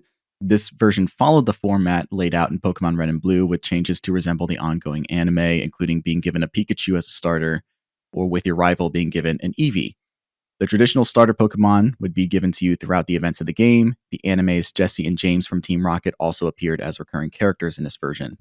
So far, we have multiple different versions of Pokemon internationally. And this is as easy as it gets. In 2004 in America, 2003 in Japan, they released a remake for the Game Boy Advance called Pokemon Fire Red and Pokemon Leaf Green, which is crazy to think about, just 7 years or even 6 years apart to get a remake for a video game, because that would be like if they did a remake of Pokemon Let's Go Pikachu and Let's Go Eevee now, which is also another remake of Pokemon Yellow, limited to just the original 151 Pokemon Let's Go Eevee, Let's Go Pikachu, released for the Switch, and implemented features from Pokemon Go. And like the history of like how this original game though, and how you play these games is complicated. The Game Boy Advance was backwards compatible with Game Boy games, so that wasn't an issue if you had the cartridges. But Game Boy cartridges are no longer traditionally in circulation, certainly not making new ones. And these games did get ported digitally on the Nintendo 3DS, but that eShop is no longer open. So you are not able to purchase and play even the digital versions of these games. As of right now, they do have a Game Boy Color, Game Boy Advance section on the Nintendo Switch Online service. But as of right now, as of the time of this recording, there are no Pokemon games on those services, specifically not the Pokemon mainstream games. You can play the trading card game. You can play the trading card game on the Game Boy. That's suspect to me. That seems like a no-brainer, you know? Yeah. And I think it's about IP, it's about brand. It's functionally, if you want to play a Gen 1 experience, you play Pokemon Let's Go Pikachu, Let's Go Eevee. Or they want you to play like the most modern version of a Pokemon experience. They have so many Pokemon games on the Switch that they want you to buy and play. Why would like a typical person want to play these classic games? And the answer is kind of undone by the fact that you put Pokemon trading card game for the Game Boy on the Switch Online service. So why not the other stuff? It's weird. It's very, very, very. I could play Pokemon Puzzle League on the Nintendo 64 service, but I can't play any mainline Pokemon games. Nintendo usually they usually catch a lot of flack for, especially now after there's no more eShop, for how they kind of present and preserve these games or whatever, and it's rightful. I think like a lot of the criticisms are very valid, but at the very least, like a lot of those games, if you're like some of those bigger games, they're at least presenting you the way to like play them, like Mario 64 or some of those games. Mm-hmm. But with Pokemon, it's like it's very frustrating if you want to try to play the actual original game, which I don't get. Like you can play, like they put Ocarina of Time on there, but not they're not worried about if you're playing Ocarina of Time 3D or whatever. Maybe that's like a different thing, but it's very frustrating that they kind of try to replace the games, or like there's something that's preventing them from letting people play them. Because like Ocarina of Time, the original, is so much closer to 3D or the 3DS version than the Let's Go games are to Red and Blue. Yeah, well, maybe that's why. I don't know. Like they're very different experiences, and I don't think like one really takes away from the other. Yeah. The only thing I can really think about is like they want these games to be played as intended with like the social component, and there's like programming they would have to do to make that multiplayer aspect work on the Switch. So I'm sympathetic to that to an extent, because they certainly had to do a lot of work to port the games onto the 3DS, for example, and then that work was kind of, now they've closed the 3DS eShop, so like they don't really have that in there. So I am not saying like it would take them zero work to put it on there, but I think just simply having the option to play these games in an archival sense is what is also significant. And obviously that's a bigger conversation about consoles and form factor and everything like that. But it is just like this very unfortunate thing where like the foundational titles for this franchise are just simply unavailable right now. Arg, this is so frustrating. Yeah, I guess ARG is probably, I feel like it's like, I guess at least there's some version of it out there you can play, but it's like not that game at all. Let's Go is not. Yeah, like, I wouldn't. Yeah, at least they present you some way to play that world gen, but no, I don't know. Yeah, and it's even like the story is different. Like Yeah, they've true. changed things there, so it's not really like you're going through the same world and you have the same general plot, but it's a totally different experience. Yeah, like Yeah. it functions as like if you want an introduction to Pokemon as a layman, or are you a child who just like likes Pokemon but doesn't want the challenges of a more robust modern title, here's a playground for you to experience that. And that's cool. I like that. Mhm. I like the idea of that. But again, there's just the idea of like if you want to experience the original, true originals, there's not really an official option for that at the moment. That is very frustrating and difficult to deal with. And I understand, like, there's also resolution and everything like that. I'm always like looking at like what the handheld market is doing. There's like a new clamshell type handheld that resembles the Game Boy Advance SP that just came out a couple weeks ago, Oh. and people are going crazy for it. And it's just like, wow, would love to play Pokemon on that thing. I was doing it the way I did back in the day, which was through the transfer pack on my N64 on Pokemon Yeah. Stadium. Yeah. That's such a cool way, and that this would be probably more worth than its work. But the fact that that's on NSO, and you can go to that building or like hover over it, but you can't do anything with it. Yeah. I'm like, maybe just put the Pokemon in that. Can you do that? Get one here.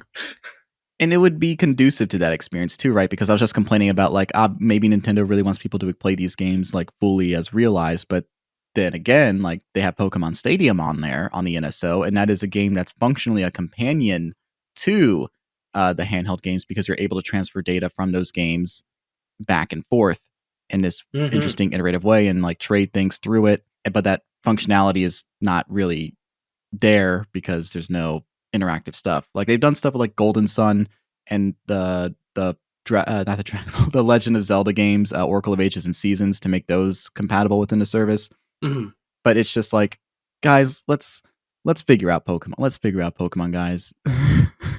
It's not the best for the archival nature, the services, right? Because it's not, you don't own the games or whatever. Yeah. But I would also like it if they sold them like the games on their own. But there are some like great things about that service. Like we do it all the time. We do streams and videos and stuff where we play on the N64. You can get other people to come just where you're all in the service together, and it basically treats everyone like you've got your controller plugged into the port, and you can bounce between games and play a variety of games together, or you can change who's player one. So we played through Mario, and we're basically passing the controller to our friends online.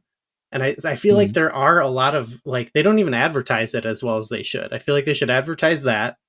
And I feel like the interactivity there goes hand in hand with Pokemon. Like I feel like the service could be like a lot better. Like they could make more of it. But that's, again, that plus the lack of archival, like I totally see your arg for sure. Yeah. It's full on an arg. I'm saving all the rant I give every time I talk about Nintendo games with the Nintendo Switch Online because we're already 2 hours into this episode of this recording. Yeah. Look, the legacy, and I guess you already answered my question about how you revisit this game with the transfer pack. McKenna, do you do the same thing? How do you experience the classics? You can't say. Well, arg. Never mind. Never mind. I still have my my Game Boy Color with Pokemon Yellow, so I could, It's the Pokemon. Yeah, I have like the bag that it. Yeah.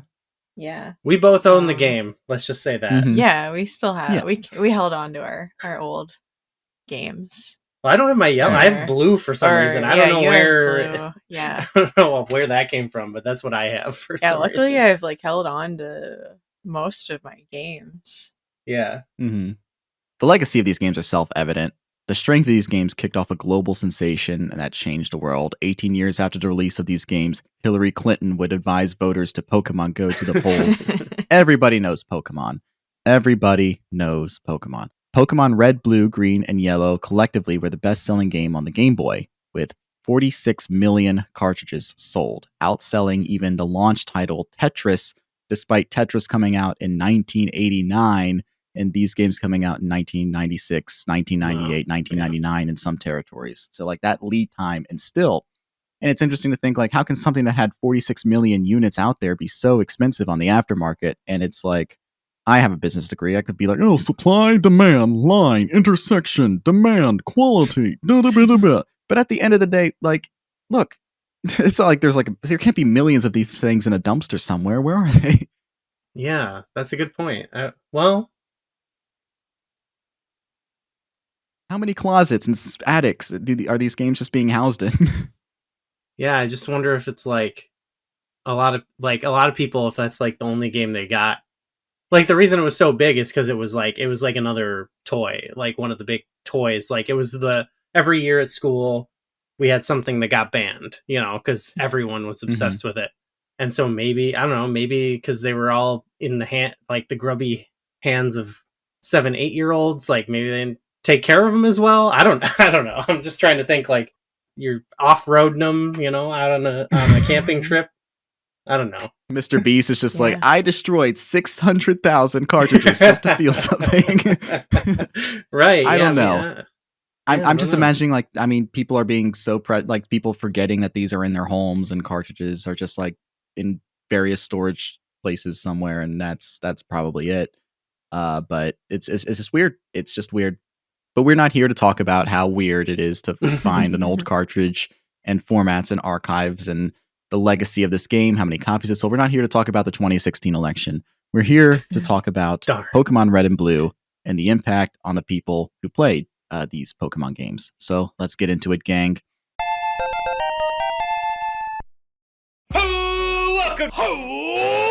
Welcome to the best idea for a podcast of all time. This is Champs in the Making, a Pokemon bracket podcast where we take every one of these creatures in the Pokemon video game franchise, put them in a bracket together and find out which one the best one is. Starmie gives me like organic, free-range, gluten-free, like fidget spinner energy. Swallow could swallow a tire whole in one gulp. Ladybug looks like it is ready to give you so many high fives with each of its little mitten hands.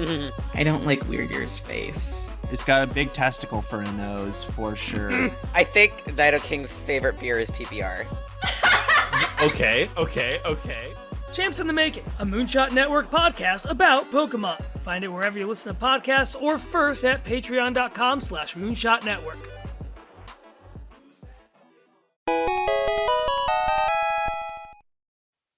What do you all love about these games, Pokemon Red, Blue, even Yellow, and what do you like about them that you wish more video games would do?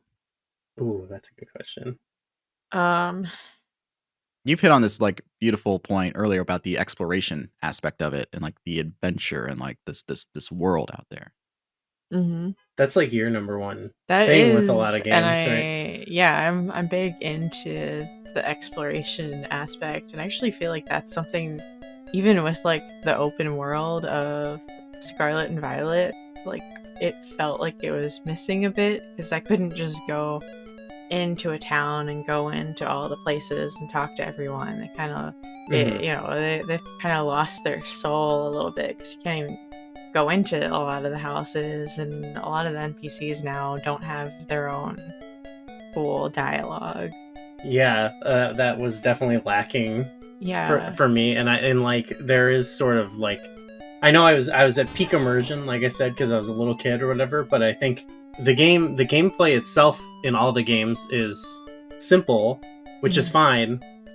For me, like it is about just like, it's one of the few games I play where I'm just sort of, there's some light management, strategy, picking between the types and stuff, but a lot of it, it's going around and like exploring the world and kind of getting immersed in it and like forming a team and kind of connecting with some of your Pokemon, your little buds. And I think, like, I know this is not just because I'm older now. Like, I feel like the games lack that a little bit. Like, definitely, especially in Scarlet and Violet, it was very, like, barren to me.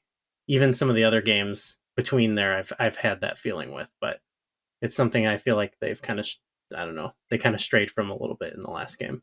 Mm-hmm. Yeah, there's definitely a design shift sensibility wherein the Game Boy is like this very like limited device. This cartridge can only fit so much data in it, and like every single thing, every single pixel has to be intentional because we need to make the best use of this space possible, and we're working within this limitation. So everything feels so perfectly put in the sense where it's like, oh, it's exploration on rails functionally. You can't do whatever you want whenever you want, but it feels like a puzzle, and it feels exciting when you have access to a new area because you've progressed to the point and solved the whatever. Like, oh, I can play the Poke Flute, and now the Snorlax will wake up, and oh, I can battle the Snorlax, and oh, I can catch the Snorlax. Oh my goodness gracious. Or the Sudowoodo in Gen 2. Things like that really enrich the world. Or having, like, unlocking surf and being able to surf to Cinnabar Island from Pallet Town is such like a great design thing. Yeah. Because it's like you have to go backwards with this new stuff that you've acquired and like have a good sense of like the map. Like you have fly now, you have surf now. Like this world feels like it's opening up to you at this advanced rate. And while there is something kind of like, oh yeah, I can point at something and I can just go there in Scarlet and Violet, there is just kind of like the sense where it's like, well, then the design and intentionality is kind of gone. And now that like these games are bigger, you're kind of losing sight of the intentionality and the deliberate setup and the how you can explore and get that kind of dopamine hit as the world opens up to you. Like it works in games like Tears of the Kingdom, Breath of the Wild, because like you're always like battling with your imagination to see how you can accomplish a task. But Pokemon isn't built like that. Pokemon doesn't give you like so many billions of tools or forces you to like come up with creative ways to come up with a solution to something that you may not have been intended to see as early as you found it. I definitely agree that it fits better there. I'm kind of open to the idea of like doing the open world thing. Like, did you like the alright? Like, yeah, I think I liked it more in Legends Arceus, and those were like kind of their own sections. Yeah, they like separated off, so they do have more of like a sense of progression. Scarlet and Violet is weird because there is like a clear, this gym leader has this level Pokemon and this gym leader has higher level, so you can't really just go to any area and any gym leader and expect to accomplish the same things. Yeah, you do lose. Like I like what you were saying, Keifer, about like unlike finding the shortcuts back. You know, you get cut and you can kind of take that one path, or you loop back around to your town. That does have its own like Zelda like feel, where you're like kind of relocking, or I don't want to say Metroidvania, but you know that sort of. Yeah, I was tempted to say it, but like you know what I mean. Like, I have this resource and that opens this area up. I wonder what that's like. I would be okay. Like, I definitely would be okay with sacrificing some of that with like if they leaned into how the world was, where like you really can't go over here, or if you do, it's going to be very difficult battle wise. Because that's for me the I think the big draw for what I like about Pokemon is actually like the leveling up guys. Like I like the battles. I don't know. Like it's like they're very simple, but there's something I like about getting the numbers to go up on my guys, making them stronger, evolving them, and going through an area and kind of cleaning it out. You know, doing all the battles, checking off the list.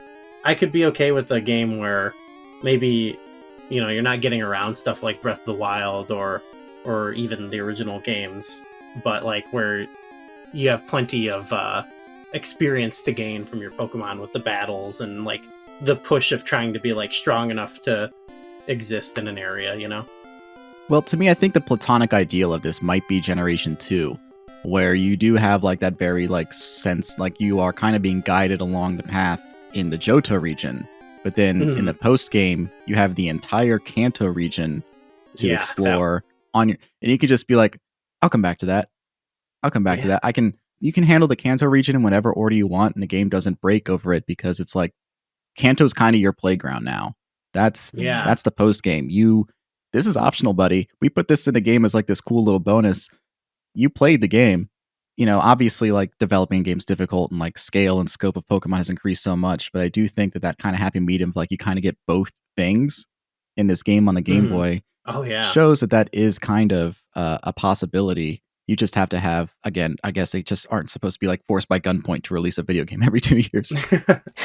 Yeah, because that's the other part that I never feel great about going like, hey, the graphics weren't good, that's why I don't like it. But like Pokemon, the new one, it didn't look very good, and that I don't know. That's part of it for me is like just like being immersed in the world. Like instead, I felt like I am in like unfinished video game land, and it was very Yeah. Well, I think one thing about it is that there are certain parts of Scarlet and Violet that do look really good. Yeah, that's true. But there's like so much outside of that you're like, I don't, this is just kind of okay. That you're like, maybe they should just like make it smaller, make it more focused, give it, that extra bit of polish.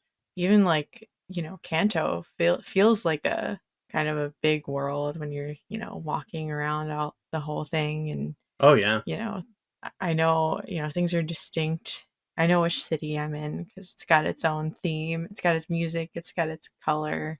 Yeah. Oh yeah, they really stand out. Yeah. Everything in Kanto is like so like there's something to do here. I think there's only like 3 areas that aren't vessels for like gym battles, and it's like Pallet Town, Lavender Town, and the Indigo Plateau. If I remembering correctly, every other settlement you go to has a gym there, and Lavender Town has its own little arc you have to like do things with, and obviously the Indigo Plateau is the Indigo Plateau. Everything there has something to do, and like you can poke further and do things like the burnt tower and Cinnabar, find the Seafoam Islands to find find the power plant to find the legendary bird stuff is like off the beaten path, but like there's such like an actual genuine thrill of exploration and mysteries while still being like, oh man, this is like very like bare bones when you look at You're it, considering where basically going Pokemon has become. corridors to get to the next region, but it doesn't feel like it. Yeah, no, it's the intentionality, it's the design, it's about scale and scope. And again, this game was like, oh my god, do we even have like the scope and scale to do this? Versus now where it's like we kind of have to do stuff like this because this is where games are at now, without really stopping to consider like, well, what made these previous experiences so great? Is it the fact that they keep getting bigger, or is it the fact that like the design and like the experience and what it actually feels like to explore that lends itself to the experience? I hope this isn't coming across as like complaining at all. This is like actually like in praise of the earlier games and not me trying to like dunk on modern Pokemon, which I still like. I loved Legends Arceus. Like I'm not complaining. Well, each one of them has had something about it that like even if they weren't my favorite, like there's something that I'm like, it feels like they're trying to take steps forward. You can't just make Red and Blue over and over again or whatever that style of game. And I liked Legends Arceus is a good example of like trying to change up the battle system. Like anything that is just more of like kind of immersing you in the world, I think is a good choice. And I like that how you can run around and you're throwing out your Pokemon and stuff like that. Like that's really cool. I think I'd like to see more of that where you actually, it does feel like you're there alongside your Pokemon. Oh yeah, good stuff in the new games for sure. Yeah. Oh yeah, plenty. But I think all art is the struggle against limitation in some way. And there's like this like really strong philosophy of the handheld era of Pokemon where they're like beating their head against the wall of limitation to like come up with like the most like full game possible, and it results in a fulfilling experience. Whereas like here, like now that they've like transitioned to the console stuff with the Switch, there's just been like this like mixed reception. I really like Sword and Shield. I really like Legends Arceus. But there is definitely like the thing with like getting bigger has become so literal to them that Gigantamax was like the feature of Sword and Shield. Yeah. I'm not even mad at them. I'm just like sort of frustrated with them in a sense where it's like, I understand what you're trying to do. And I understand like the struggle with that, considering you're having to go from this one format to the other. I just wish again that they had more time to think about these things because there's such like a labor of love and like thought making, like decision making that you can see that like in an area they were used to versus like this new demand of this like current era of the industry. And it's tough too because like all the game, there's so many expectations that come alongside them too. So it's probably like not that you're never satisfied, but it's like there's almost like you mentioned Gigantamaxing. It's sort of like this, like, okay, we have to have something new going on here. Like, what do we do? Like Gigantamaxing, or like they kind of have to come up with this sort of new gimmicks or whatever. And sometimes it's not as, I don't know. I don't often get too invested in those, but I get the idea of like, we gotta come up with something new. You know, we don't want to make the same thing.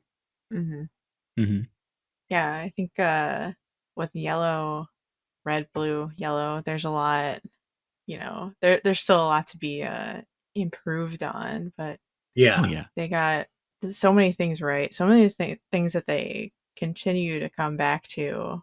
Maybe if they're not always doing it as well, you know, sometimes I think they're improving on it a lot. You know, some of my favorite evil team stuff is from like Gen 3 and Gen 5, and that all comes back from, you know, Team Rocket, which is such a cool, like, you know, extra little plot. Like, you start the game, you're like, oh, we're going on an adventure to catch Pokemon and, you know, be the best trainer. But also there's just like this evil team that's you as a child have to go. You have to bust this criminal organization, yeah, which is interesting. Like in more recent games, they've toned that back and kind of made evil teams as more like the misunderstood crowd. Yeah, I kind of like that they're just straight up like criminals in the first game. Like in the Pokemon the first movie, Giovanni's such a fucking bastard. Yeah. Like that does lend, like, that is like kind of the simplicity of it too, is though like there's not like with a lot of stuff you don't need an elaborate backstory. Actually, you mentioned the legendaries earlier, but like with the legendaries, there isn't even like a big story with that. You just find little tidbits of like the lore, and then you kind of figure out where to discover them. But like it was very mysterious when I played as a kid. Whereas now they kind of, I think it's another like kind of maybe more modern expectation of games, is like to give everyone their money's worth or something, you know. And it feels like, you know, they kind of have to have I get why you do it, but like there's like a story that kind of leads you to them and things like that. And I don't know, there was something about it where it's like when you found Mewtwo or whatever, where it's like, should I even be able to do this right now? That, you know, I don't know, I don't get as hooked on the legendary storylines that they put in the newer games as much. Yeah.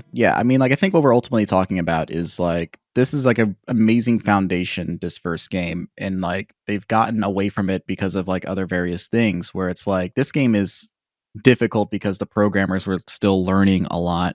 This is like their stomping ground to sort of figure things out and then eventually get into things like Gen 2 and Gen 3, which really refine and improve the things. And like by Gen 3, they've really got of like, you know, special attack, special defense stats that really improve things. Typing being more consistent, having a better idea of what they want to do with certain characters, having enough of a variety of Pokemon. Because like you think about, let's say, for example, Ghastly, Haunter, that evolutionary line, like they're the only ghost types in the game. But also, like, they're also weak against Psychic, which is supposed to be their advantage because they're also poison types, and Poison's weak against Psychic. They really figure things out. There, yeah. There's no balance. It wasn't built for like a competitive scene, which makes it really. It's like one of those things like, oh, this can be this. Oh God, it can be this. Oh my God, like they are really like, it's really like guerrilla style developing, and I really admire that spirit. Where now, like, they've built the thing up so much, and this is now such an industry that there's like, again, there's so many demands on them. They're kind of giving in to like the whole, like, it's like that picture of the monkey on a keyboard where there's like stimuli and like they're basically being drip fed with those things that gerbils like drink water from. Yeah. Like they want you to like experience everything in the game, and like it's like so. I think that is like a demand though. I remember like having a coworker years ago. We were talking about, I don't even remember what game we were talking about. Maybe it was like Zelda, or I think he was saying what he liked about I think maybe Skyrim over Zelda or whatever or something. He's like, I hate playing a game where the content that I paid for is hidden from me.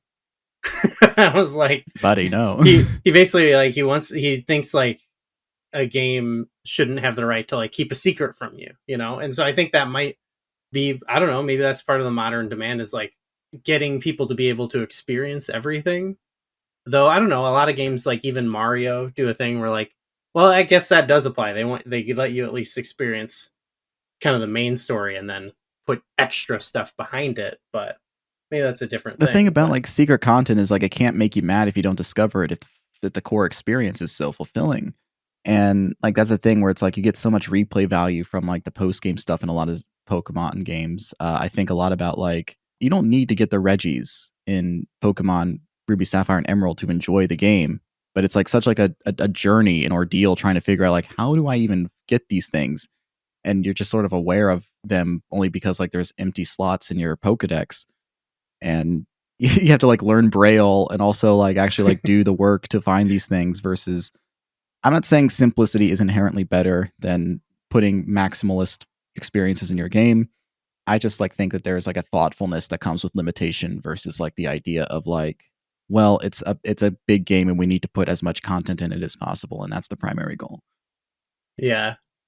I'm Mhm. trying not to be like old man yells at cloud, because I realize like I'm also not the target audience maybe too for the game. So like they shouldn't listen to me because like they shouldn't be trying There's to a reason win. we're talking about this game, and it's not because we're here to dunk on everything that's come out after it. I think that there are better Pokemon games than this fundamentally, but this is a game that like is a lesson and it is part of a legacy of a thing.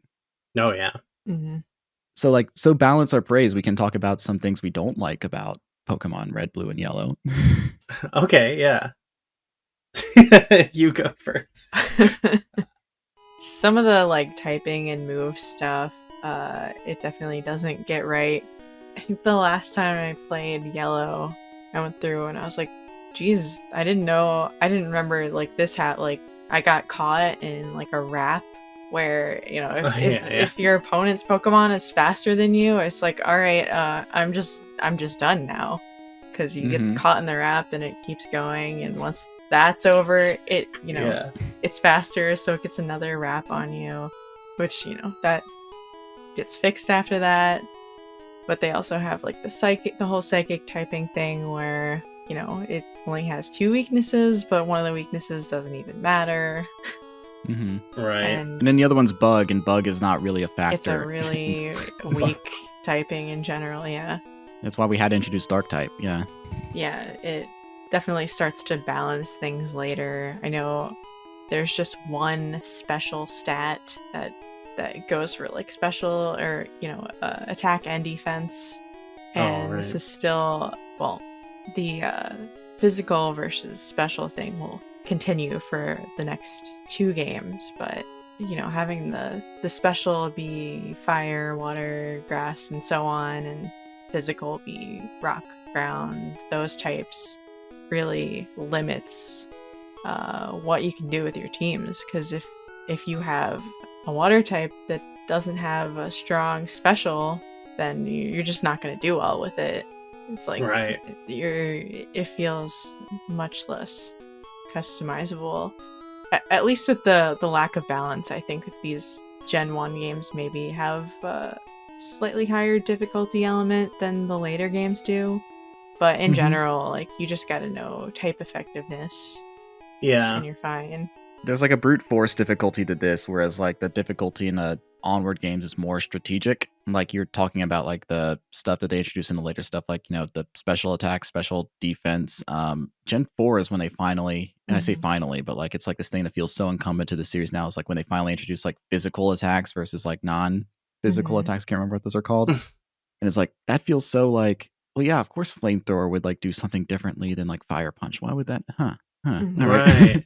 Like I definitely agree with that type of thing, but it's something I never really with particularly these games where it's like I don't know, it's like it's usually not, the game's not too like complicated to where like maybe you got to grind a little bit or something. It definitely is not good objectively, but it's something I never noticed so much as a kid, because I was like, all right, I just got to get my guy a little bit higher. There's usually a way out of a situation, but where I can see that like really, I guess, coming into effect is like if you get really competitive with it.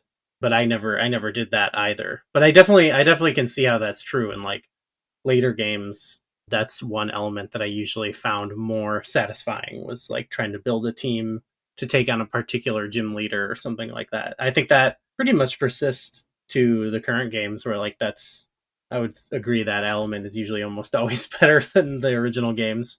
But something I never really noticed too much, because they're relatively simple beyond that, brute force it.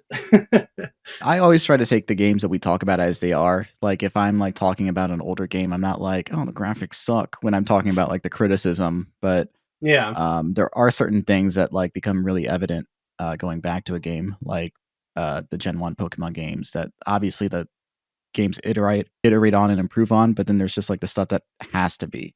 You'd like, to your point, McKenna, about being caught in wrap or constrict or anything like that. And it's just like, well, this is just unfair now. This is just fundamentally, this just sucks. This just sucks so badly. And I can't do anything about it from a strategic thing. This is just, oh my God, we're still doing this. Okay. That feeling is stuck in my memory, like big time, to where no matter what Pokemon game I'm playing, if someone does rap, I get very like, oh God. Like I just remember that happening. It's panic-inducing. Like, oh no. But it's like, oh no, it's fine. It's okay. It's okay now. They fixed it. Stuff that could have been, I guess, they could have found anything else for that they do improve later on, is like how like, oh, this is just called TM02. Got to do a lot of work to figure out what this TM does, or like how limited your back. Yeah. Don't want to use it. You know. How your backpack is like kind of like a real life purse where everything's just sort of thrown in there, and you have to like figure out what you're trying to find in your bag. And then like also like your bag is very limited in what it can hold. Oh yeah.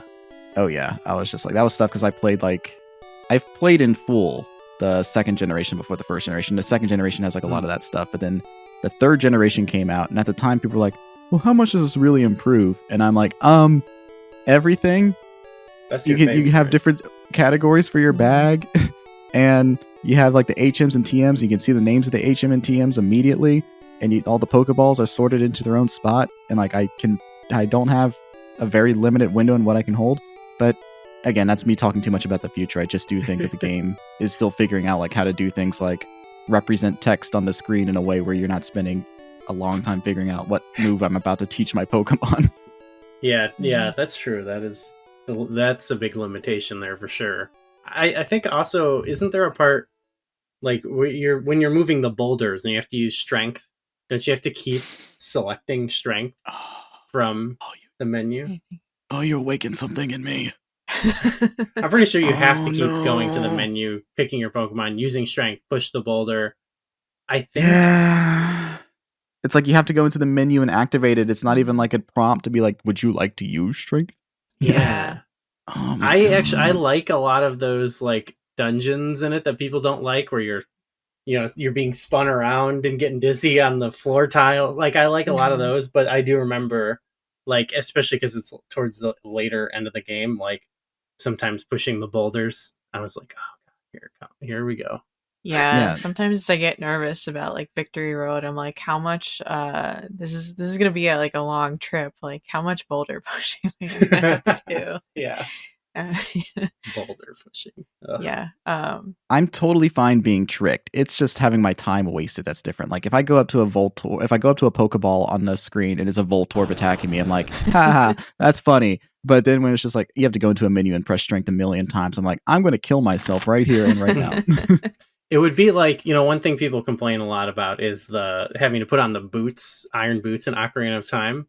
And I get it. It's a little annoying. It doesn't bother me so much, but it would be way worse if when you went to equip the boots, if it went like, do you want to equip the boots? And you equip it and it goes, you equip the boots. And you had, like that would be horrible.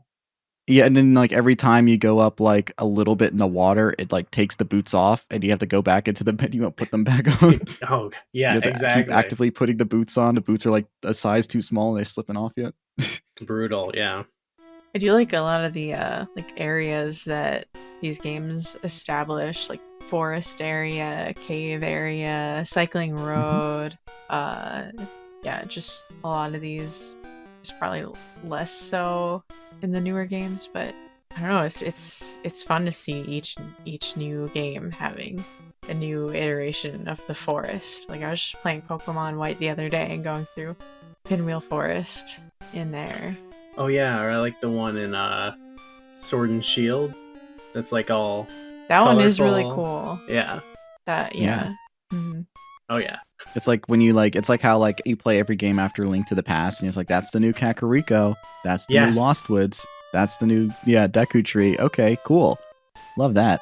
I think Pokemon does a really good job building on like having these distinct types of areas and like the kinds of people you encounter and the types of Pokemon you encounter and everything like that. It's really, really cool how early on they establish like these specific things can only be encountered in these specific areas, and they make those distinctions much more meaningful if you can only find Nidoran in this specific area, or Zubat in caves and Geodude in caves, and water types by surfing and using fishing rods.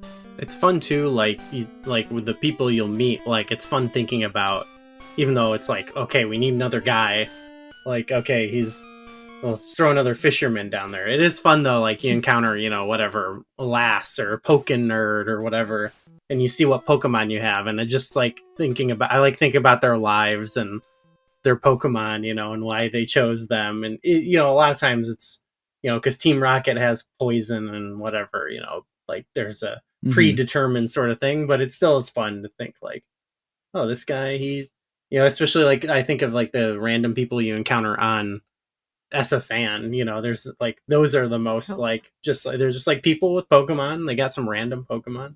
Yeah, that's SSN is probably one of my favorite things in the game. I was always sad when it left, and I was like, I don't get to go. Did I miss something?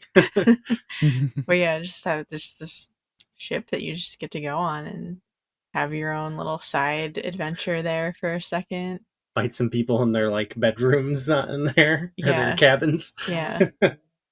It's like the first time that you get to be what like the NPCs are always doing to you in the game. Because like it's like such like this is like so true to life, where just a stranger will walk up to you, say some bizarre shit, and then you're just like, okay. Some kid running up to you, I like shorts, they're comfy and easy to wear, and then he tries to fight you. But when you're on the SSN, you get to just go into people's rooms and do that to them. Like, hey, buddy, you try to have some privacy? No, you're not. It is a world where you have to take like 8-year-olds as seriously as you do like 50-year-olds or whatever. Like, anyone's going to battle at any time. And I think that spoke to me a lot as a kid, is like, they do this a lot in media. Like, oh, we got to have the kid in there to get the kids. And it's, Yeah, it's corny. The kids get to have a big role, and aren't just cast aside. It felt like a big deal to me as a kid, like that I could go out and live my own independent life and harass people on a cruise ship or whatever. Go gambling. Yeah. Yeah, never get. I'm trying to buy a Porygon. I'm hitting the slots. Yeah. I wish they had just been able to keep the gambling in there. I know it was like a rating thing with like the later games, with like the North American releases at least. But Return. That was great. Just being a 5-6-year-old kid, I could get on my Game Boy Color. I wonder if that's a big reason for why they're not trying to port those earlier games. Now that I think about it, it's like they don't know what to do about the game corner because of like there's certain classification laws in certain countries about legalized or like things that could end up promoting gambling behavior in youth. Yeah, maybe they got to make it the mini game corner where you do little mini. That would be games fun. I've always said that they should make more games. Should have like a little building that you can go in and play just a bunch of random games. Yeah, it's like the Golden Saucer or whatever, Final Fantasy. Exactly. Yeah, they should have that. Every RPG needs a boat section, and every RPG needs a casino. Yes, I 100% agree. Yeah. Look, Pokemon got it. That's how you know like they had some real like RPG heads cooking in there. Oh yeah. Yeah, no. Obviously the iconic designs of like Ken Sugimori's art really shines through in something as primitive as a monochromatic 4-bit Game Boy. Obviously a lot of them are kind of horrifying now that we have like the anime and like games since then to look at, but they're so evocative. Yeah. And they are so like immediately striking that it's like, yeah, of course this became iconic. This is why people are so attached to that 151. They were playing something that they couldn't imagine could render something like this in scope and scale. And suddenly they're being shown all these interesting creatures basically constantly. The sprites are so like they have like textures and stuff on them. Like you you look at Muck and it's like he looks slimy. Like there's good shading and everything that even the horrifying ones I think look so evocative, as you said. Like I love them. Tangela, classic. There's definitely a charm to the pixel stuff. Yeah. Also, it makes me think there's something we've talked about with our era on the N64, where it's like it's before. Like you look at Mario as an example. Like Mario takes on these different designs and appearances, even on the same console. And now, there's a little bit of difference. We've got Mario Wonder. He looks a little bit different than maybe Mario Odyssey or whatever. But like you get a Mario game, you know what Mario is going to look like. And with this, you think you get a Pikachu, but it's not what you think Pikachu looks like normally. And I love that kind of difference of design and like seeing the different approaches. Whereas like now it's a little bit more. Some of the Pokemon games have unique styles, but you kind of know what a lot of them are going to look like. Yeah, I think even between like red and blue and yellow, so a lot of the designs are tweaked. Yeah. Like, I think probably a lot of current designs come more from like yellow than red and blue. Yeah, like Pikachu, I think, right? He's cuter. There's something about that weird chunky looking Pikachu that I'll always love. Yeah, it's a good design. I really just love Sugimori's art so much, and it's so I love it and adore it. I also want to shout out the music because again, there's just 4 channels of sound, but Masuda is just able to really make these moments where it's basically just 2 still images facing each other down feel like these big epic moments, and every town feeling so distinct and atmospheric and immersive. It's truly one of the most iconic video game soundtracks, despite again it's people working against limitation. And Masuda also worked as a programmer on this game, so he's really able to like fundamentally understand like the format and the language of something, and is able to make it into like this. He's like, I know what work needs to be done to make this feel the way it does. And he also knew like the sound fonts and stuff to use it. I think he used white noise to like simulate snare drums, like stuff like that. He knew what he was doing. And God, if this isn't like one of the best soundtracks in video games ever. Yeah, a lot of Game Boy blows my mind. Like obviously there's a lot of not great stuff. Maybe it's because it's like been around that long at that point, but like some of the late stage like Game Boy compositions like blow my mind. I don't know, Pokemon for sure like has that thing where it's like you hear it and it's like you can almost like feel and like imagine like the grand orchestrated version of it in the 8-bit like few channels like oh man, it's so evocative.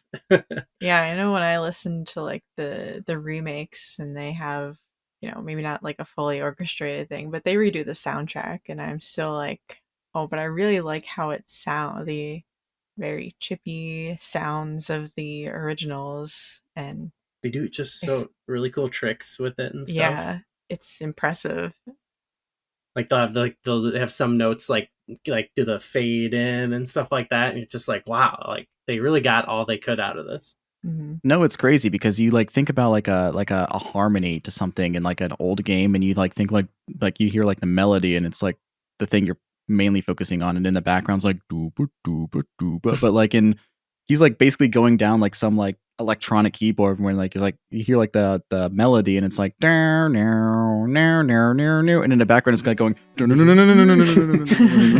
yeah, there's some shredding. You can basically you're just imagining like a little like pixel man like actually like doing a 4-piece band like going absolutely insane.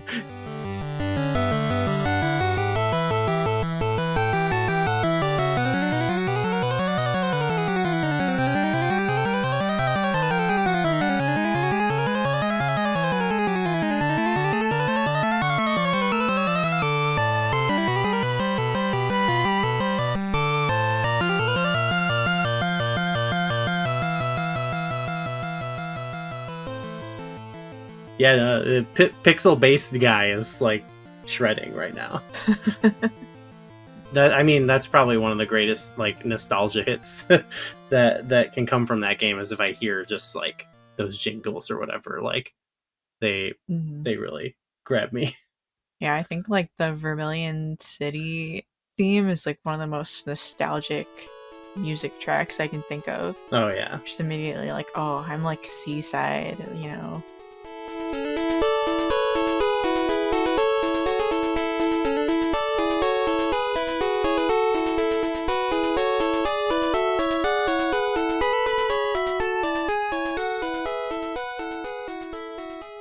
It's just such a wonderful like thing how it's able to like make this like thing that would be pretty flat in itself feel so alive just through sound. It's very additive, and I think it's like it's just a testament to like, you know, being a programmer and a composer to be able to pull something off like that. Mm-hmm. It's harmonious. Wow. I mean, even the like very simple, quiet, like more low key songs are very like elegantly composed. There's like all these great. I'm bad at talking about music, you know, but the counter melodies and stuff like that. Like even Pallet Town has like, it's like kind of a complex song, or like, you know, got a very like deep sort of sound to it. This very simple little song, very elegant.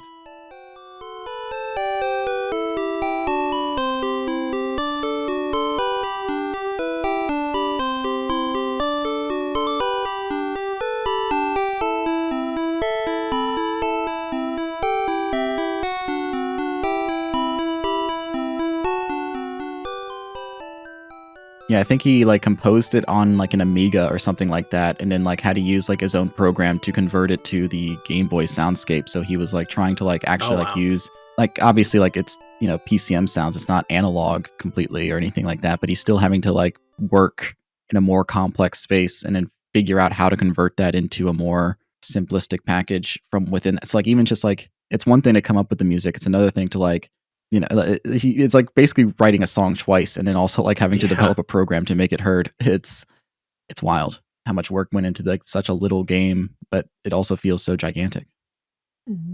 Yeah, all those like that era of Game Boy, Zelda, another one where it's just like, I don't know, like it's so impressive what they did.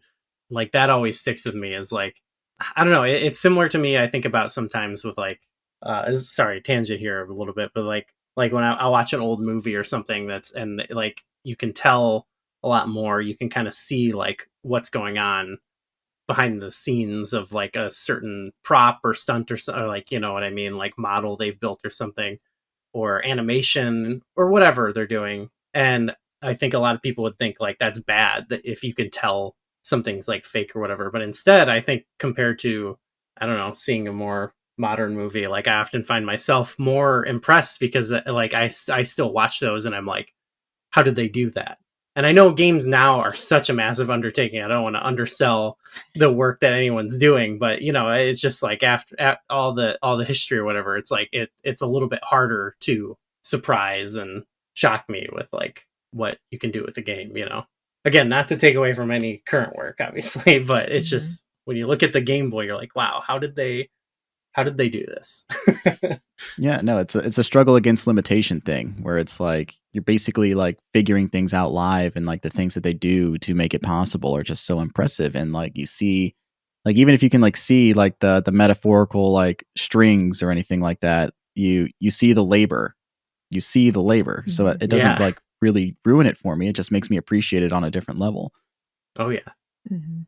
Anything else you guys want to say, positive or negative, before I ask you about the game's impact on you? The world of the game was great because you could both kind of imagine your world around it, but then it was such a big deal because of the anime and everything too, where then retroactively you could come back in, especially with Pokemon Yellow, and now feel like you're living out the show that you watch and enjoy. So like, that's one thing that really had me with just this one game, not even getting into Gen 2 for many years, was that first when I played it, I'd seen some of the cartoon, but it was more of real life. And then, I don't know, it kind of flip-flopped, and I probably replayed the game like a couple times when I was a kid. So yeah, it had a hold on me. Oh, I was just thinking about like Lavender Town and the Pokemon Tower and how that was, you know, I'm just this kid going into this area about people who have lost their Pokemon, and then there's this whole story about, you know, Marowak and Cubone, and that's the ghost you're encountering, and it's like a little side story that's, you know, kind of part of the Team Rocket stuff, but it's just like such a touching little part of the game. Yeah. I don't know if there's like something that really hits like that does in any of the other Pokemon games in the same way. I think they have some other ones where they're talking maybe Gen 2 a little bit, but that part of the game stands out. Yeah. I think, yeah. That also makes me think of Link's Awakening, and just like that idea of the limitation of like both those games kind of they can hit on like these little personal, you know, emotional beats, while not really actually like there's not much in terms of like story or dialogue or anything there. It's more of like just like hitting upon these feelings, and like I feel like they're able to do so much with just a little Game Boy game, you know, like Link's Awakening, and those still like stick with me emotionally. Maybe it's because I was young and impressionable too, you know. It's the combination of like it's able to cultivate such a creepy atmosphere, but also like it's not tonally consistent with the rest of the game, but in like True. a good way. Like I think the horror moments in video games that stick out the most to us is when a game is otherwise not horror. Like I think about the Beneath the Well segment of Ocarina of Time, and then you're like, Jesus Christ, what the hell is that? And then it's just like, right, those moments like resonate with us. Again, also like the graphical limitations of it, where we're sort of able to sort of map additional horrors onto it, or like its uncanniness is inherently part of its scariness. This is the first time you're reckoning with mortality in this otherwise pretty chill video game. And it's just like this, like, oh, bummer, man. And then, oh, it's a mom that died, and the kid wears the skull of its dead mom, and I had to help the mom pass on peacefully. And it's like, oh no, I'm five, man, come on. I'm not ready for this. I was playing this, so like, you know, and then shortly after, like Majora's Mask also had a lot of that sort of thing, and you know, it just I don't know, it was cool to like it helped me a little bit, like emotionally deal with these like heavy topics in kind of a relatively like light setting, you know, Nintendo game. Yeah. Oh yeah, just everything in Icana Canyon and Majora's Mask being like the most bleak thing I could have observed at such an impressionable age. Oh yeah. Yeah. All right. Oh, one more complaint about the game. Don't want to end this conversation, but like I hate how in the early Pokemon games when you use fly, it's just like the most janky thing. Like, no, bird, go to this. No, not that one. This one. Yeah. Oh yeah. I remember that. Yeah. Because it's like A Link to the Past when you're trying to like choose the number you want to fly to. Sometimes you're like, oh well, at least that one's numbered, so you know. But I don't know. Yeah, that is a little janky for sure. Yeah, but it's a great game. Oh yeah. Yeah.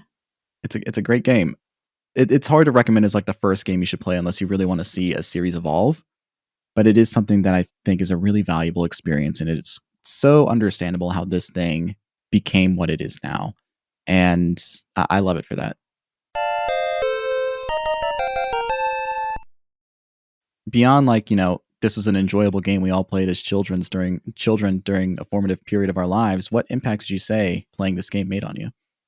Probably made a big impact on you, I'd say. Yeah, I mean, it's really what got me into video games and kept me into video games for most of my life.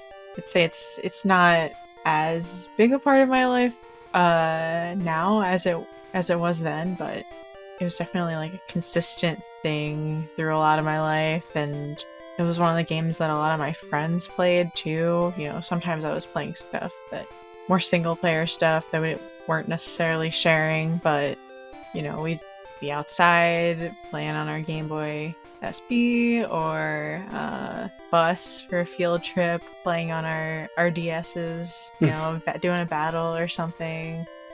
Now probably less of a social element now, but you know, sometimes maybe you and I'll trade, or I'll trade some Pokemon with our roommate to complete the Pokedex.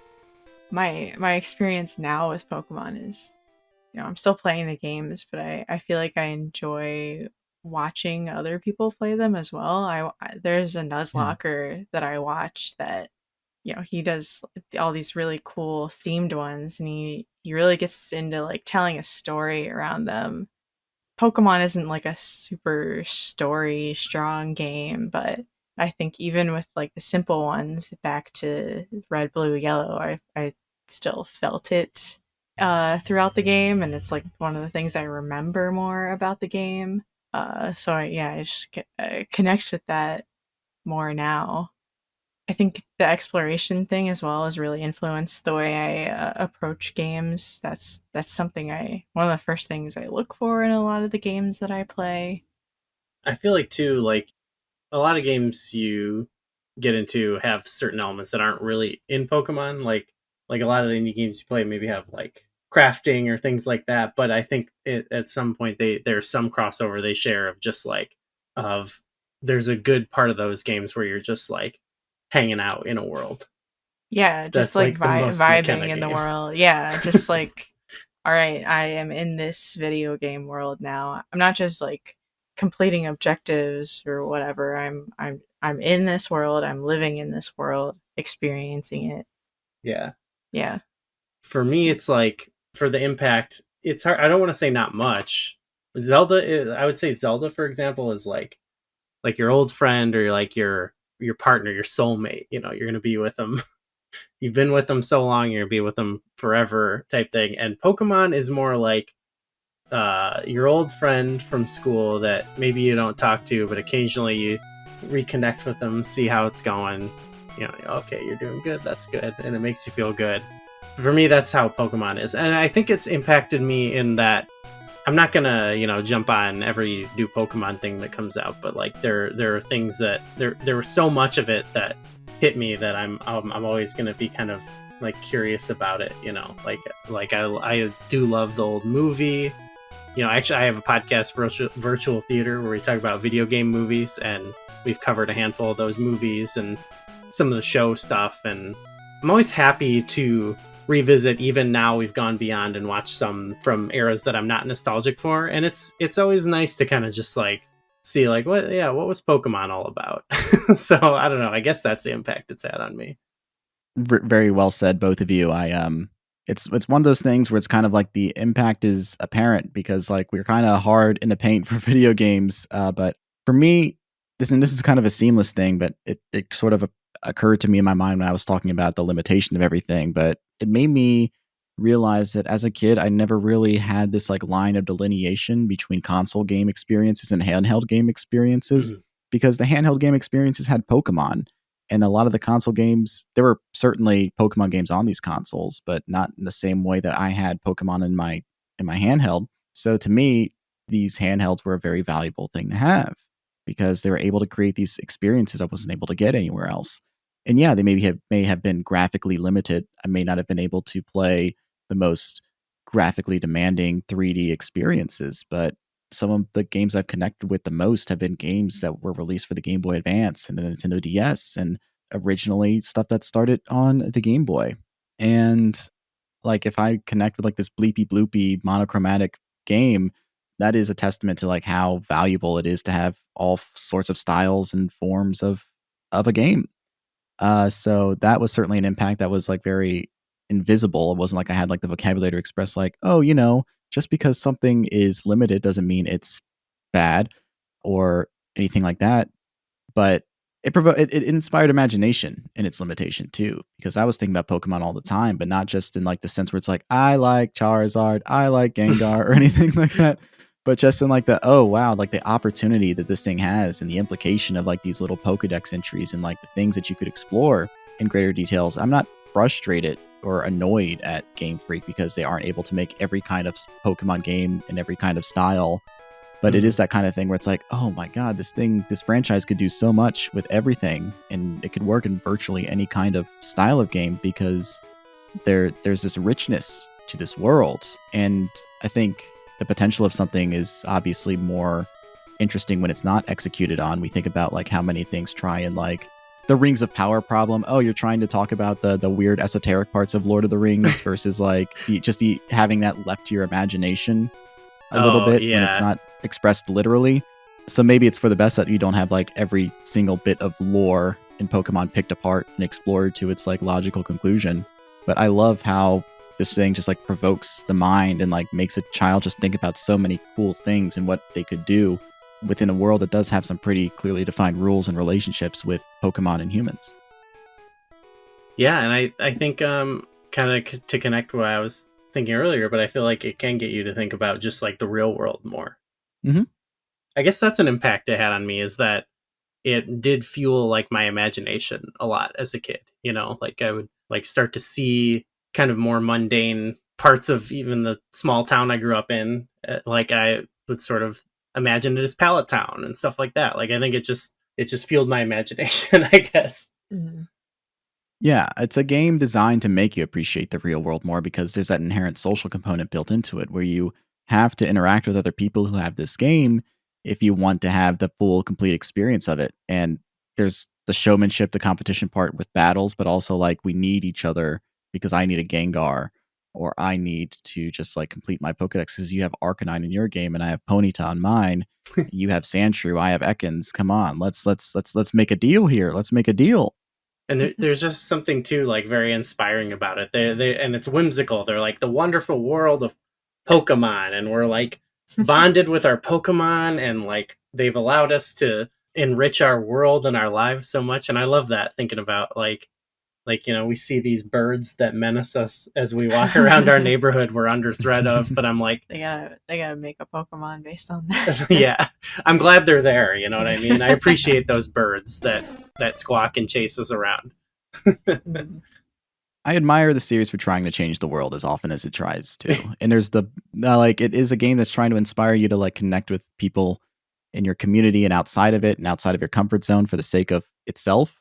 Obviously it's like commercial and capitalistic, and it's like, I mean, like you could just buy 2 versions of the game and then use it over the other, but like it's trying in its intention to get you to communicate with others. And that was the purpose of Pokemon Go, is like everybody was like this communal experience that we were all sharing together. And there's again negative versions of it too, like when Logan Paul started to do like was one of those Pauls was like, I'm doing Pokemon cards, and oh no, now everybody wants to do Pokemon cards. Oh no, the value, this aftermarket value, and yeah, all that stuff, you know, the good and the bad. Pokemon's Pokemon, but I do really try and hold on to the positive experiences it tries to cultivate, the friendships that you can make without even having to trade. Just like you're a kid on the playground. It's like, you like Pokemon? I like Pokemon. Let's talk about Pokemon. What are your favorites? You like Scyther? You like Scyther? Scyther's my guy. Yeah. You teach me and I teach you. Pokemon. Pokemon. I think that's Pokemon Red, Blue, and Yellow. What would you recommend to listeners based off of their enjoyment of Pokemon? I know, McKenna, you've talked about a lot of like indie and cozy games that you like. Are there any other video games cut from the same cloth as Pokemon you'd recommend?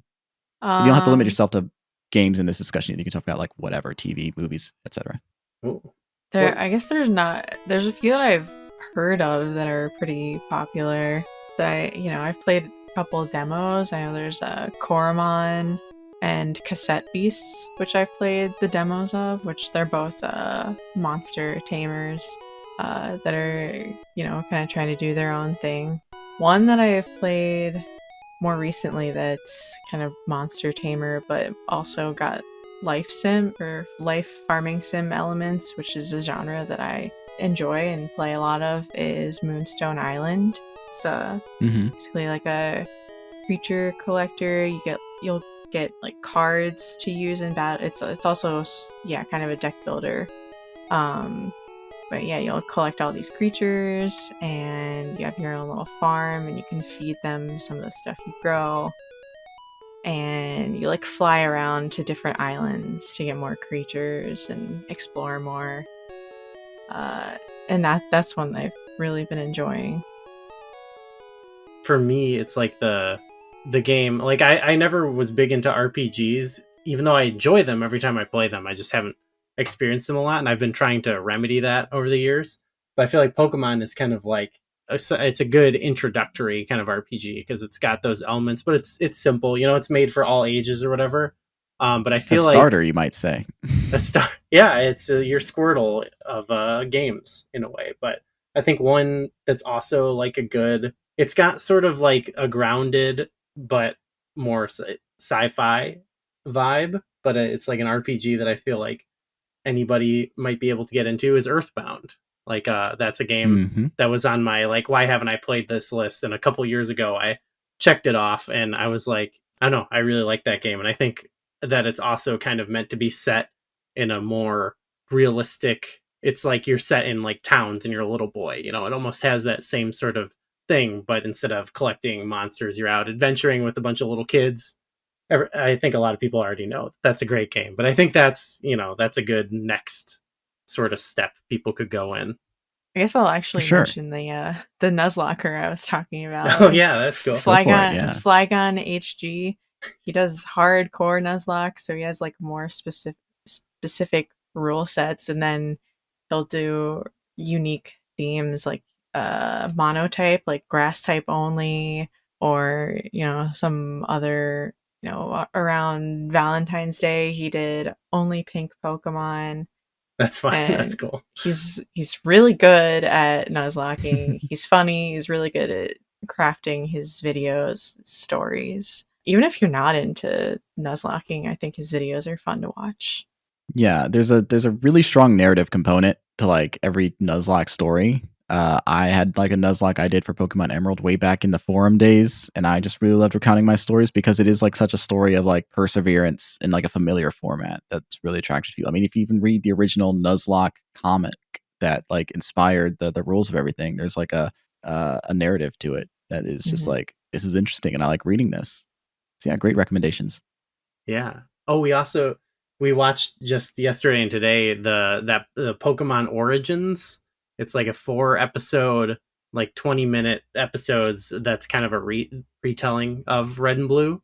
It's kind of They kind of like have to yada yada through a lot of it, but it's cool. It kind of evokes the vibe of it, and I think it was mainly I think a commercial for Pokemon X and Y when they made it, but to kind of like just get you nostalgic and stuff like that.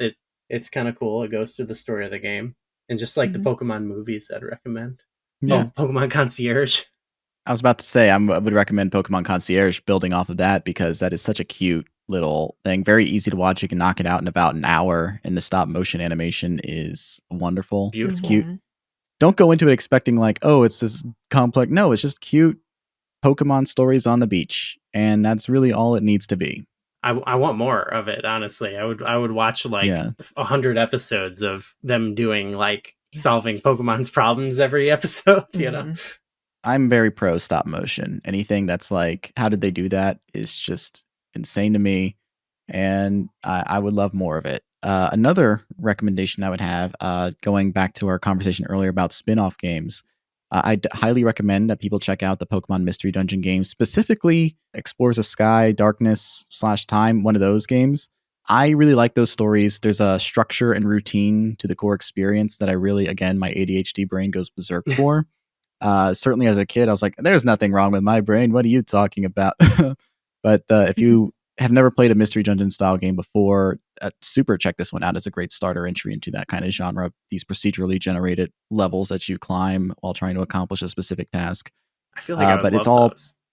Yeah, no, they are, and like they're Pokemon. So you do a little personality test at the beginning. It determines what kind of Pokemon you are based off of that personality test, and boom, it's an isekai where you are whisked into the world of Pokemon, and you have a job and you help people and you cultivate friendships and you become really connected to your community. And it is everything I love about like, whimsical stories in a Pokemon package. So definitely, if you are going to play one of these games, do the Explorers of Sky. I would recommend into that. Oh, the music's just immaculate too in those games. And if you are looking for another way that people can like have this like harmonious friendship with Pokemon, check out the Pokemon Ranger games on the DS. However you can, or I don't know. Who knows? Who's to say? Where your relationship with your Pokemon aren't that you are capturing them, but you are like taming them for a moment to accomplish a task that you need to proceed. And it's just you like, I don't believe in catching Pokemon. I just want to live harmoniously with them. And there's this Pokemon here that can help me accomplish this task. So I borrow them for a second and then let them go. just a really strong gimmick, and it's just a very interesting take on that world. And it's one of those things that makes me think about the potential of like other things people can do in the Pokemon world. So those are my recommendations. And y'all have anything else before I move on here?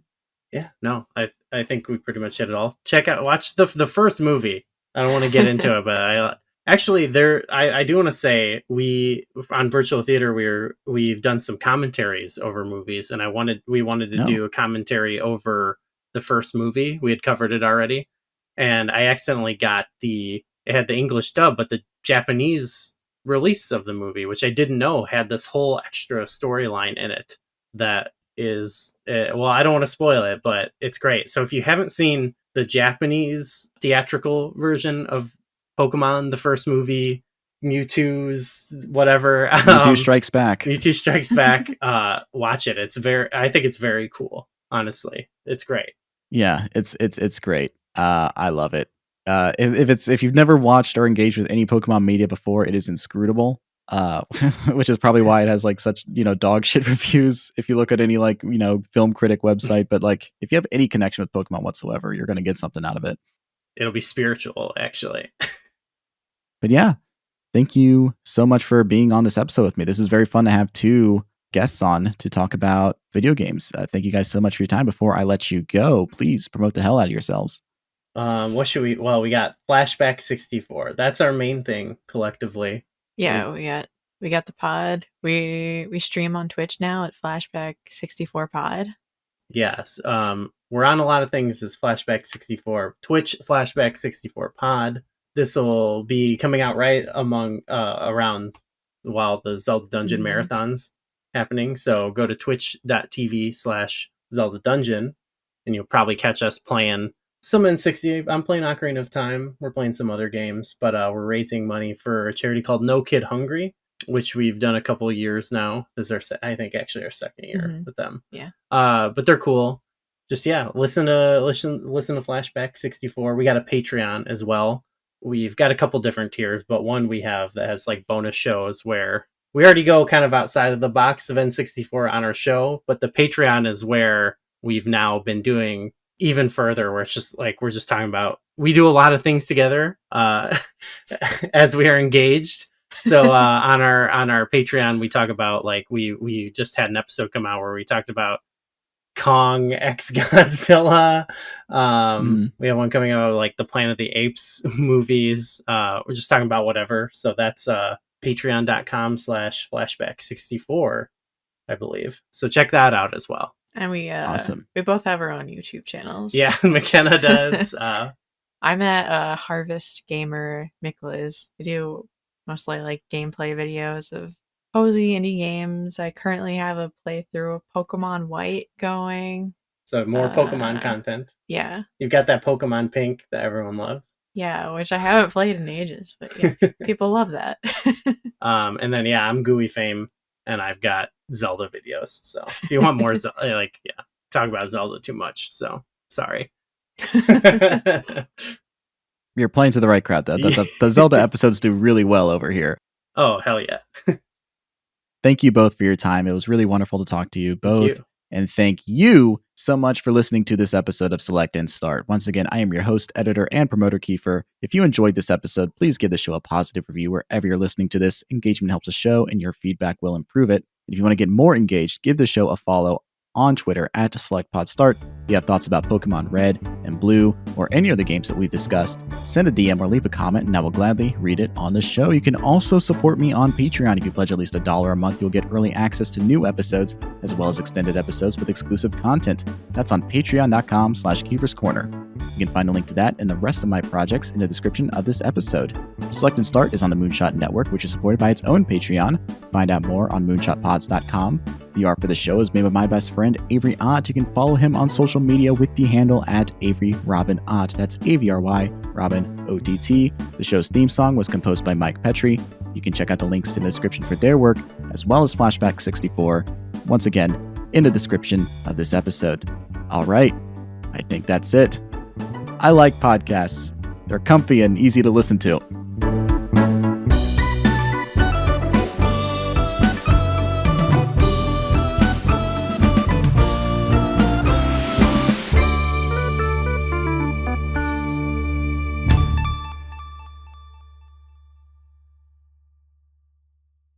$5.